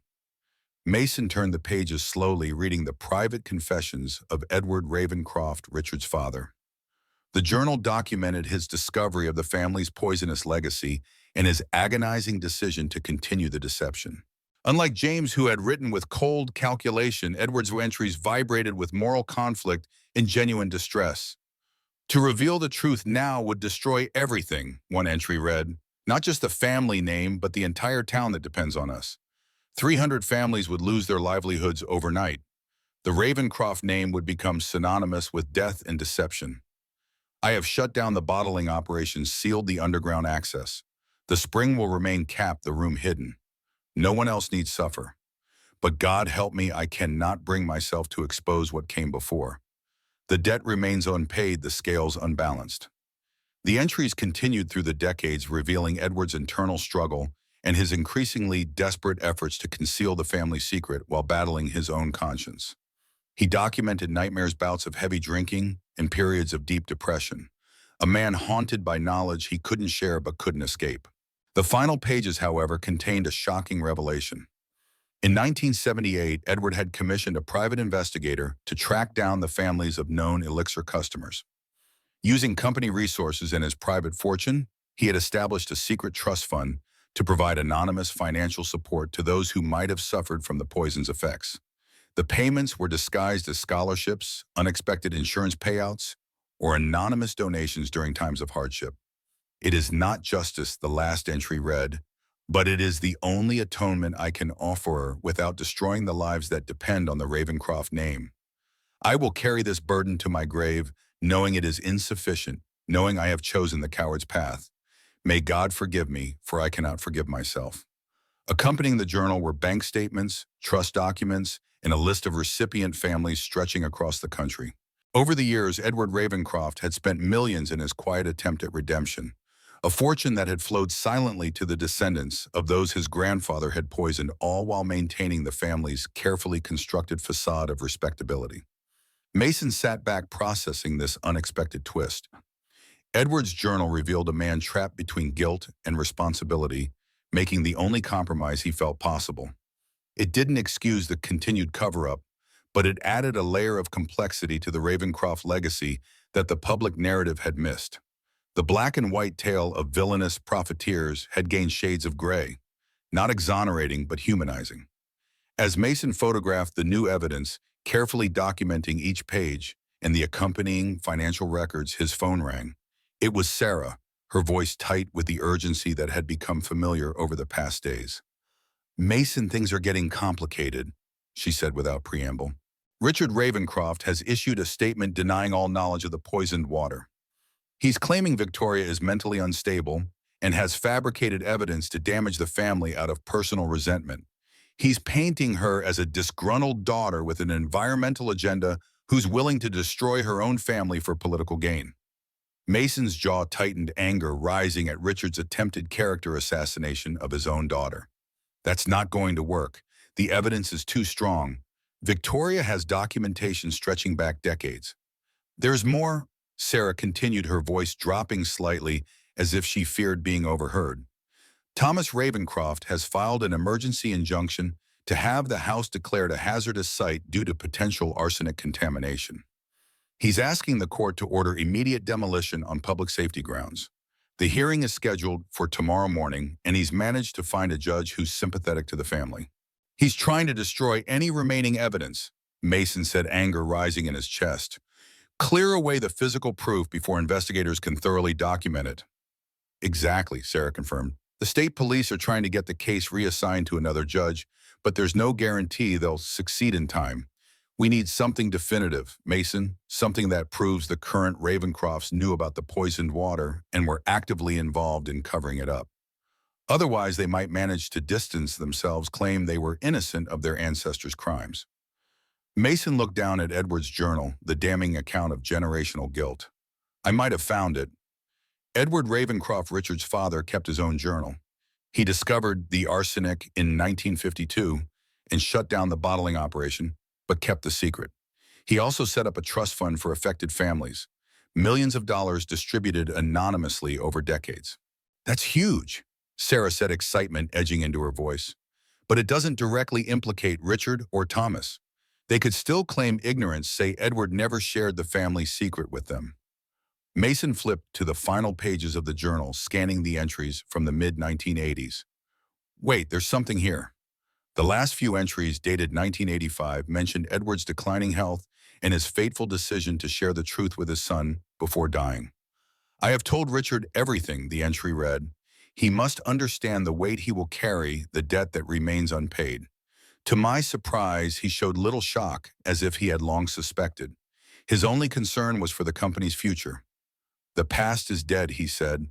"Let it stay buried with the old man. I fear I have raised a son who sees balance sheets where there should be human faces. The trust will continue, but I go to my grave knowing that my attempts at atonement will end with me. Richard will protect the family name at all costs. God help us all." "That's it," Mason said grimly. "Richard has known for nearly 40 years. He didn't just inherit the company. He inherited knowledge of the poisonings and chose to continue the cover-up." Sarah was silent for a moment, processing the implications. "Bring the journal to the police station immediately. This changes everything. Thomas won't be able to bulldoze his way out of this with legal maneuvers." As Mason was about to leave, Atlas suddenly became alert, his ears pricked forward, body tensing in warning. A moment later, Mason heard it too. A vehicle approaching on the gravel drive, the distinctive sound of tires crunching on loose stone. He moved to the window and saw a familiar black luxury SUV parking beside his truck, its polished surface reflecting the late afternoon sun. Richard Ravencroft had come calling. Mason quickly photographed the remaining journal pages and sent the images to Sarah, along with a brief text explaining the situation. Then he slipped Edward's journal into his jacket pocket and went to meet his visitor, signaling Atlas to stay close. The dog followed his movements, fluid and silent, ready to protect his master if necessary. Richard Ravencroft stood by his vehicle, looking somehow diminished since their last encounter. His expensive suit was slightly rumpled, his silver hair less perfectly styled. The powerful timber baron had been replaced by an aging man watching his legacy crumble. Yet even in apparent defeat, he carried himself with the ingrained authority of someone accustomed to wielding power. "Mr. Elliot," Ravencroft said, his voice carrying none of its former authority, "I believe we need to talk." Mason approached cautiously, Atlas at his side. "About what, your attempt to demolish this house, or the fact that you've known about the poisoned water since 1985? Ravencroft's eyes widened slightly, the only indication that Mason's words had struck home. The man's self-control was impressive, Mason had to admit. A lifetime of corporate boardrooms and high-stakes negotiations had given him an almost impenetrable mask. "I see you've been thorough in your investigations," Ravencroft said after a moment, his gaze moving from Mason to Atlas, then to the house behind them. "More thorough than I anticipated." "I found your father's journal," Mason said, watching Ravencroft's reaction carefully. "He told you everything before he died. About the arsenic, about the trust fund, about his attempts to make amends without exposing the family. You've known the truth for decades."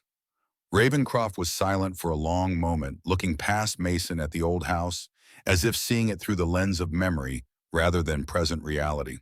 When he finally spoke, his voice had lost some of its practiced polish, revealing glimpses of the man beneath the corporate persona. "My father was a conflicted man. He carried guilt the way other men carry ambition. He lacked the resolve necessary to protect what our family had built." Ravencroft's words were dismissive, but there was something in his tone. Not quite regret, but perhaps a shadow of it. "He had a conscience," Mason countered, unmoved by Ravencroft's attempt to frame moral consideration as weakness. "He had guilt," Ravencroft corrected, his voice hardening. "A useless emotion in business. It clouded his judgment, made him vulnerable. He nearly destroyed everything my grandfather built, everything I've spent my life protecting." He turned back to Mason, his expression hardening. "Do you know what will happen to this town if Ravencroft timber collapses? 300 people will lose their jobs. Businesses will close. Families will be forced to leave homes they've owned for generations. Pinerest will become another dead logging town, another casualty of progress. That doesn't justify covering up poisonings and deaths." Mason said, his own resolve unwavering. "People died, Mr. Ravencroft. Families suffered for generations without ever knowing why. Your father at least tried to make some amends. What have you done except protect your profits?" "Doesn't it?" Ravencroft challenged, his voice rising slightly. "The sins of James Ravencroft died with him. My father shut down the bottling operations 70 years ago. No one has been harmed since. The company employs hundreds, supports an entire community. Would you sacrifice all those living people for justice for the long dead?" "Except for those denied justice," Mason said. "The families who never knew why their loved ones suffered. The truth that was buried alongside the victims." Ravencroft waved a dismissive hand. "Ancient history. What purpose does revealing it serve now, except to satisfy your own sense of moral superiority?" He fixed Mason with a calculating gaze. "What if I could offer a compromise? Something that honors the truth while protecting the innocent. A solution that provides justice without destroying the livelihood of an entire town." Despite his distrust, Mason was curious. His military experience had taught him that even in the most clear-cut conflicts, compromise sometimes saved more lives than rigid principle. "What kind of compromise? A foundation?" Ravencroft proposed, his voice taking on the smooth cadence of a practiced pitch. "Funded by the family dedicated to identifying and compensating descendants of those affected by the elixir. Full disclosure of historical records, medical research into long-term arsenic exposure affects everything. Public acknowledgement of James Ravencroft's crimes and the subsequent cover-up." He paused, ensuring his next words registered fully. "In exchange, Ravencroft Timber continues operations under new management, not family-controlled. The company survives, jobs are preserved, but the Ravencroft name steps away from direct control. Mason studied the older man, looking for signs of deception. Richard Ravencroft had spent a lifetime navigating corporate politics and hiding family secrets. His proposal seemed too convenient, too neat. Why should I trust you? You've been covering this up for 40 years. You shouldn't, Ravencroft admitted with surprising candor. That's why everything would be legally binding, overseen by an independent board that includes state officials and environmental experts. Full transparency, regular public reporting. He paused, something almost vulnerable crossing his features. My father tried to make amends in secret. Perhaps it's time for the Ravencroft name to make amends publicly. Before Mason could respond, another vehicle appeared on the gravel drive. A sleek black sedan that parked behind Ravencroft's SUV. From it emerged Thomas Ravencroft, his face flushed with anger, movements sharp with barely contained rage. "Father, what are you doing?" he demanded, striding toward them with furious purpose. "You can't negotiate with him. The lawyer said not to have any contact." Richard turned to his son, his expression cold. "It's over, Thomas. Victoria has taken the evidence to the state authorities. Elliot has found your grandfather's journal. We can't bury this anymore." Thomas's composure cracked the polished veneer of corporate confidence, shattering to reveal raw panic beneath. "So you're just going to surrender? Give up everything we've built, everything I've worked for?" His voice rose with each word echoing across the clearing. "I've filed for emergency demolition of this property. By tomorrow, there won't be any evidence left." "It's too late for that," Mason said quietly, watching Thomas's increasingly erratic movements with the caution of a man trained to recognize danger. "Everything's been documented, photographs sent to the police and state investigators. The story is already breaking nationally." Thomas turned on Mason, his face contorted with rage, all pretense of civility abandoned. "You! This is all because of you and that damn dog. You should have taken the money when I offered it. You could have walked away rich instead of playing the hero." In a swift, unexpected movement, Thomas reached into his jacket and pulled out a small revolver, the metal gleaming dully in the fading light. Atlas immediately moved forward, a deep growl emanating from his chest, sensing the threat to his master. "Thomas!" Richard shouted, genuine alarm breaking through his controlled facade. "Put that away. You're making things worse." But Thomas's rational control had snapped, completely pushed beyond the breaking point by the imminent collapse of everything he had believed was his birthright. "I won't let you destroy our family, Father. Not for some ancient mistake. Not for her." He waved the gun between Mason and Richard, his hand visibly shaking. "Get inside, both of you." Mason assessed the situation with combat-trained calm, his mind quickly calculating angles, distances, the probability of successful intervention. Thomas was unstable, the gun shaking slightly in his hand, indicating both emotional distress and likely inexperience with firearms. Direct confrontation would be too risky, with Richard potentially in the line of fire. Better to comply for now, look for an opportunity when Thomas was distracted. "All right," Mason said, raising his hand slightly in a placating gesture. "Let's talk inside. There's no need for this to escalate further." Thomas marched them into the house at gunpoint, Atlas following close behind his body, tense but controlled. Mason had never trained the dog for attack, but Atlas's military background had prepared him to remain calm in dangerous situations. The dog moved with the same alert precision that had saved Mason's unit multiple times in Afghanistan, waiting for the command that would release him into action. Inside the library, Thomas gestured toward the hidden room. "In there." Mason and Richard entered the bottling room, Thomas following with the gun still raised. His eyes darted around the space, taking in the dusty bottles, the copper filtering system, the entrance to the underground well. The narrow room felt claustrophobic, with 3 men and a large dog, the air thick with tension and decades of dust. "All this trouble over some old bottles and dirty water," Thomas said bitterly, his voice echoing slightly in the confined space. "Do you know what this company means to me? It's my birthright, my future. I won't let it be destroyed by ancient history. What's your plan?" "Thomas," Richard asked, his voice steady despite the circumstances, a father attempting to reason with a son he no longer recognized. "You can't shoot us both and claim self-defense. The police are already investigating. Victoria has evidence. This won't end with our disappearance." Thomas's laugh had a manic edge, the sound bouncing off the walls like something broken. No, but I can lock you both down in the well chamber while I deal with this place once and for all. A tragic accident. Old house faulty wiring. Everything gone, including the two men who discovered the family secret. Mason tensed, ready to act if an opportunity presented itself. His eyes met Richard's briefly, an unspoken communication passing between them. The older man gave an almost imperceptible nod, understanding Mason's silent question. Atlas remained at the entrance to the bottling room, watching intently, waiting for a command. "The well chamber," Thomas ordered, gesturing with the gun toward the small door at the back of the room. "Now." As they moved toward the underground staircase, Richard suddenly stumbled, falling against his son with a convincing display of elderly frailty. The momentary distraction was all Mason needed. With a sharp whistle, he signaled Atlas, who bounded forward in a blur of gray fur. The dog didn't attack but positioned himself between Thomas and the others, his teeth bared in warning, his powerful body a barrier of muscle and protective instinct. Thomas swung the gun toward Atlas, his finger tightening on the trigger. In that split second, Mason lunged forward, driving his shoulder into Thomas's chest with the full force of his combat-trained body. The gun discharged with a deafening crack in the confined space, the bullet embedding itself in the ceiling as both men crashed to the floor in a tangle of limbs. Mason had the advantage of military training, but Thomas fought with the desperate strength of a man with everything to lose. They grappled across the dusty floor of the bottling room, knocking bottles from shelves, sending decades-old glass shattering around them.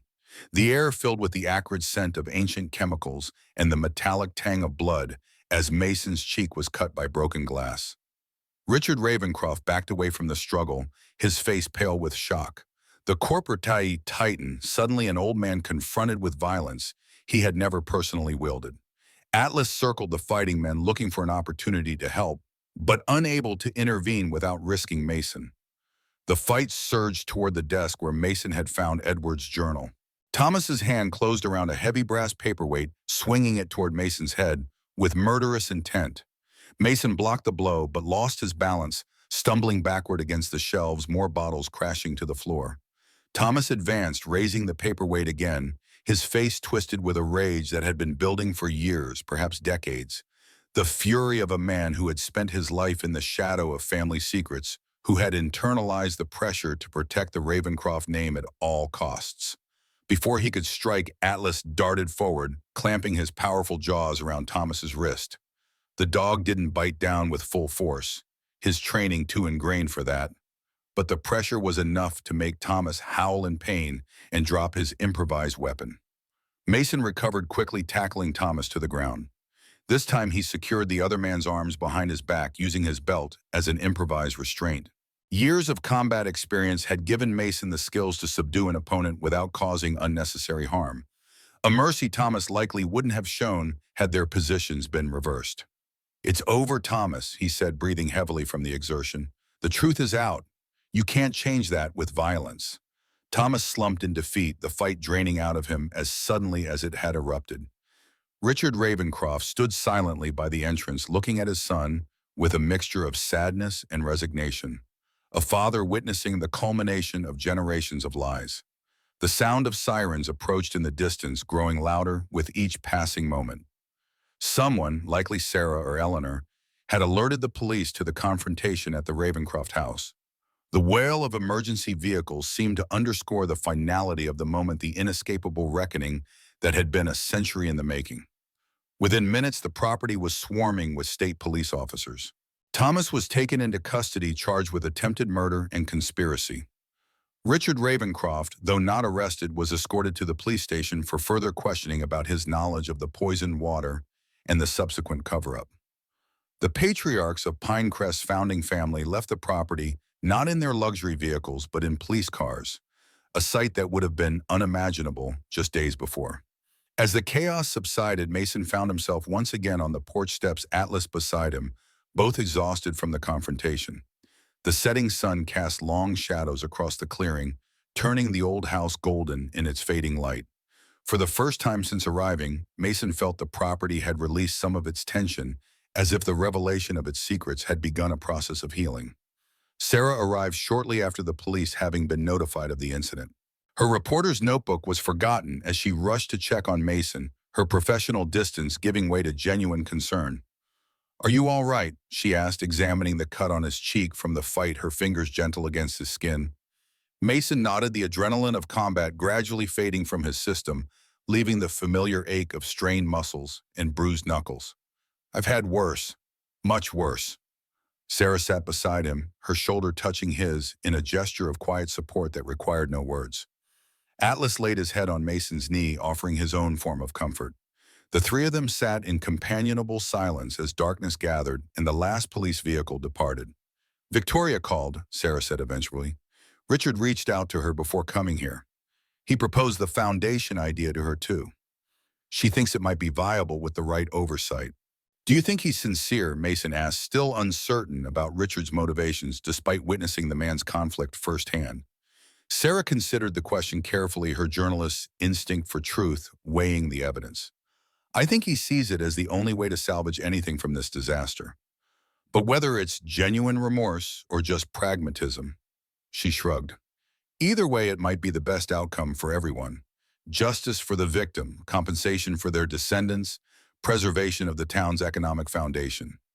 Mason's hand moved to his pocket, feeling the outline of Edward Ravencroft's journal, the record of one man's attempt to balance impossible obligations. His father tried to make amends in his own way. Maybe Richard is more like him than he wants to admit. "Generational patterns," Sarah observed. "James Ravencroft's ruthlessness, Edward's guilt, Richard's compromise, Thomas's desperation, and Victoria breaking the cycle entirely." She glanced at Mason. "It's almost Greek in its tragedy." Mason nodded, understanding her reference. The weight of the past shaping the present sins of the fathers visited upon the children. Ancient themes playing out in this small Oregon town. At least this story might have a better ending than most Greek tragedies. The next few days passed in a blur of police statements, legal consultations, and media inquiries. Mason declined all interview requests, preferring to let Sarah and Eleanor handle the public side of the story. He focused instead on securing the evidence from the house and beginning long-delayed repair work on the roof, which had started leaking after a heavy rainstorm. The physical labor provided a welcome relief from the emotional intensity of the unfolding drama, allowing him to process the events in his own way at his own pace. The story continued to unfold across national media, with historians and legal experts weighing in on the implications of the century-old fraud. Medical researchers began analyzing the available data on the elixir's composition and its potential health effects. Descendants of known customers came forward with family stories of mysterious illnesses, connecting dots that had remained disconnected for generations. A week after Thomas Ravencroft's arrest, a formal announcement was made. The Ravencroft Foundation for Historical Truth and Reconciliation would be established with initial funding of $50 million from the family trust. An independent board, including Victoria Ravencroft and Eleanor Winters, would oversee the foundation's work identifying and compensating descendants of elixir victims. The foundation would also fund research into long-term arsenic exposure and establish a museum documenting both the history of Pinerest and the dark chapter of the elixir business. Additionally, Ravencroft Timber would transition to employee ownership, with Richard Ravencroft divesting his controlling interest. The company would continue operations, preserving the jobs that Pinerest depended on, but under new management and with a commitment to sustainable forestry practices that Victoria had long advocated. It was a compromise that acknowledged both justice and practicality, a resolution that held the Ravencrofts accountable while protecting the innocent community that had grown up around their enterprise. Thomas Ravencroft pled guilty to reduced charges, accepting a 10-year prison sentence rather than facing trial for attempted murder. Richard, though not criminally charged due to lack of evidence that he had actively participated in harm, agreed to step down from all public positions and cooperate fully with investigators. His fortune substantially diminished by the foundation's endowment, he retreated to a modest retirement, his legacy forever altered, but perhaps partially redeemed by his final acts. The Ravencroft house, rather than being demolished, was designated a historical site. As part of the settlement, ownership was officially transferred to Mason, along with a grant from the new foundation to complete its restoration as a museum documenting both the family's contributions to the region and the darker truth of their origins. The structure that had begun as a monument to deception would be transformed into a testament to truth, painful, complex, but ultimately healing. On a crisp autumn morning 3 months after the discovery of the hidden room, Mason stood in the library now cleared of dust and debris. Sunlight streamed through the newly restored windows, illuminating the space with a warm glow that emphasized the rich patina of the woodwork. The bottling room had been preserved exactly as they had found it, though with proper lighting and informational plaques explaining its significance. The underground well had been permanently sealed for safety, though water samples remained available for scientific study. Atlas lay nearby watching as Mason measured a section of bookshelf for replacement. The dog had become something of a local celebrity, his picture appearing in newspapers alongside accounts of how he had discovered both the spring and the hidden room. Children from Pinecrest Elementary had even written letters to him, which Mason had pinned to the refrigerator in the newly renovated kitchen. The once fearsome military working dog now received treats and gentle pats when they walked through town, a transformation that mirrored Mason's own gradual reintegration into civilian society. The sound of a car door closing announced Sarah's arrival. She had been spending more time at the house lately, helping with the restoration, when she wasn't working on her planned book about the Ravencroft scandal. Her presence had become a comfortable constant in Mason's life, a partnership that had gradually evolved into something deeper, neither of them rushing to define it, but both acknowledging its importance. "How's it coming along?" she asked, entering the library with coffee cups in hand, her smile warming the room more than any sunlight could. Slowly, Mason admitted, accepting the coffee gratefully. "But that's restoration for you, no shortcuts, no quick fixes." There was a metaphor there he knew, about healing, about recovery, about rebuilding what had been broken. His own journey mirrored the house's in ways he was only beginning to understand. Sarah nodded, looking around at the transformation already taking place. The library was beginning to recapture its original elegance, the woodwork restored to a warm amber glow, the stained glass transom above the door repaired and casting colorful patterns across the floor. Books had begun to fill the shelves, donations from Eleanor and other town residents, creating a new collection to replace whatever had been lost to time. "Eleanor called," she said, leaning against a partially restored table. "The foundation has identified 68 families so far, with documented connections to Elixir customers. They're beginning the compensation process next month." Mason nodded satisfaction, warming him more than the coffee. "Good, it's a start." She also mentioned that Victoria is considering running for mayor next year. Apparently, her role in exposing the truth has made her quite popular in town, even among the timber workers. They appreciate that she found a way to preserve their jobs while holding the family accountable.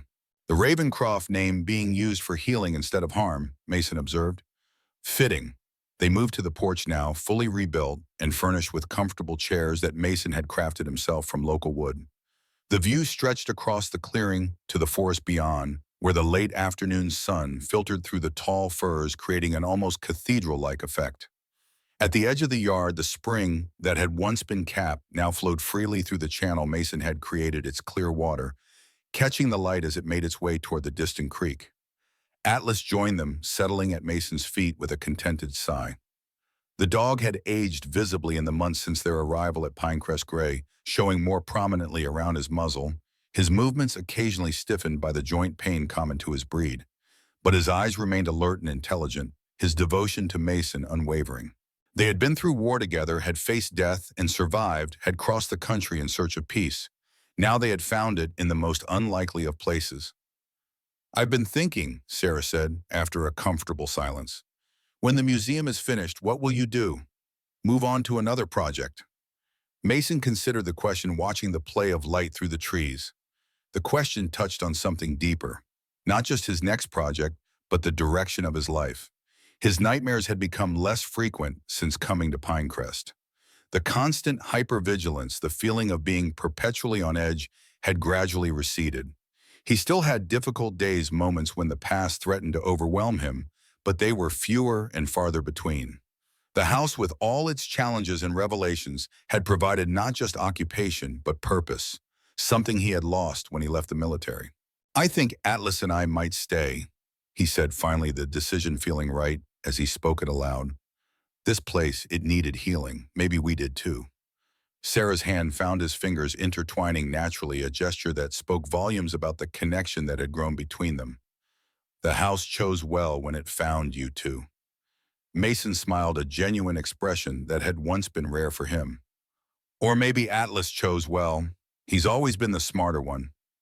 At the sound of his name, Atlas looked up, his tail thumping against the porch boards in slow rhythmic beats. The dog had always sensed things that humans missed. Water beneath the earth rooms, hidden behind walls, the invisible wounds that his master carried. In his own way, he had led them all to healing, to truth, to a kind of peace that Mason had thought forever beyond his reach. As evening settled over the Ravencroft house, the last remnants of the humming, long silenced, Mason realized that what had begun as a mission to fix a broken structure had become something much more profound. The house had revealed its secrets. The Ravencroft legacy had been both exposed and redeemed, and in the process, Mason had found not just a project, but a home. The old combat engineer who had arrived in Pinerest seeking silence had instead found his voice. The man who had wanted only isolation had found connection. With Sarah, with Eleanor, with the community that had gradually accepted him as one of their own. The soldier who had been haunted by the past had found a future worth building, worth investing in, worth believing in. "You know," Mason said, watching as the first stars appeared above the tree line, "I've been thinking about getting a puppy, a companion for Atlas in his retirement, maybe a training project for both of us." Sarah's smile widened, lighting her face with a joy that made Mason's heart tighten with unexpected emotion. "I think that's a wonderful idea. A new generation, a new beginning." Atlas raised his head, looking at Mason with what could only be described as approval. The faithful companion who had saved Mason's life in war and in peace seemed to understand that their journey was not ending, but evolving. New challenges would come, new missions would present themselves, but they would face them together in this place they had claimed and healed and made their own. In the distance, the lights of Pinerest began to twinkle on one by one, a constellation of human persistence in the gathering darkness. The town, too, was healing, adapting to a new understanding of its history, finding a way forward that honored both truth and community. The revelation of the Ravencroft scandal had not destroyed Pinerest, but transformed it. Much as the uncapping of the spring had not destroyed the house, but freed it from its century of unnatural silence.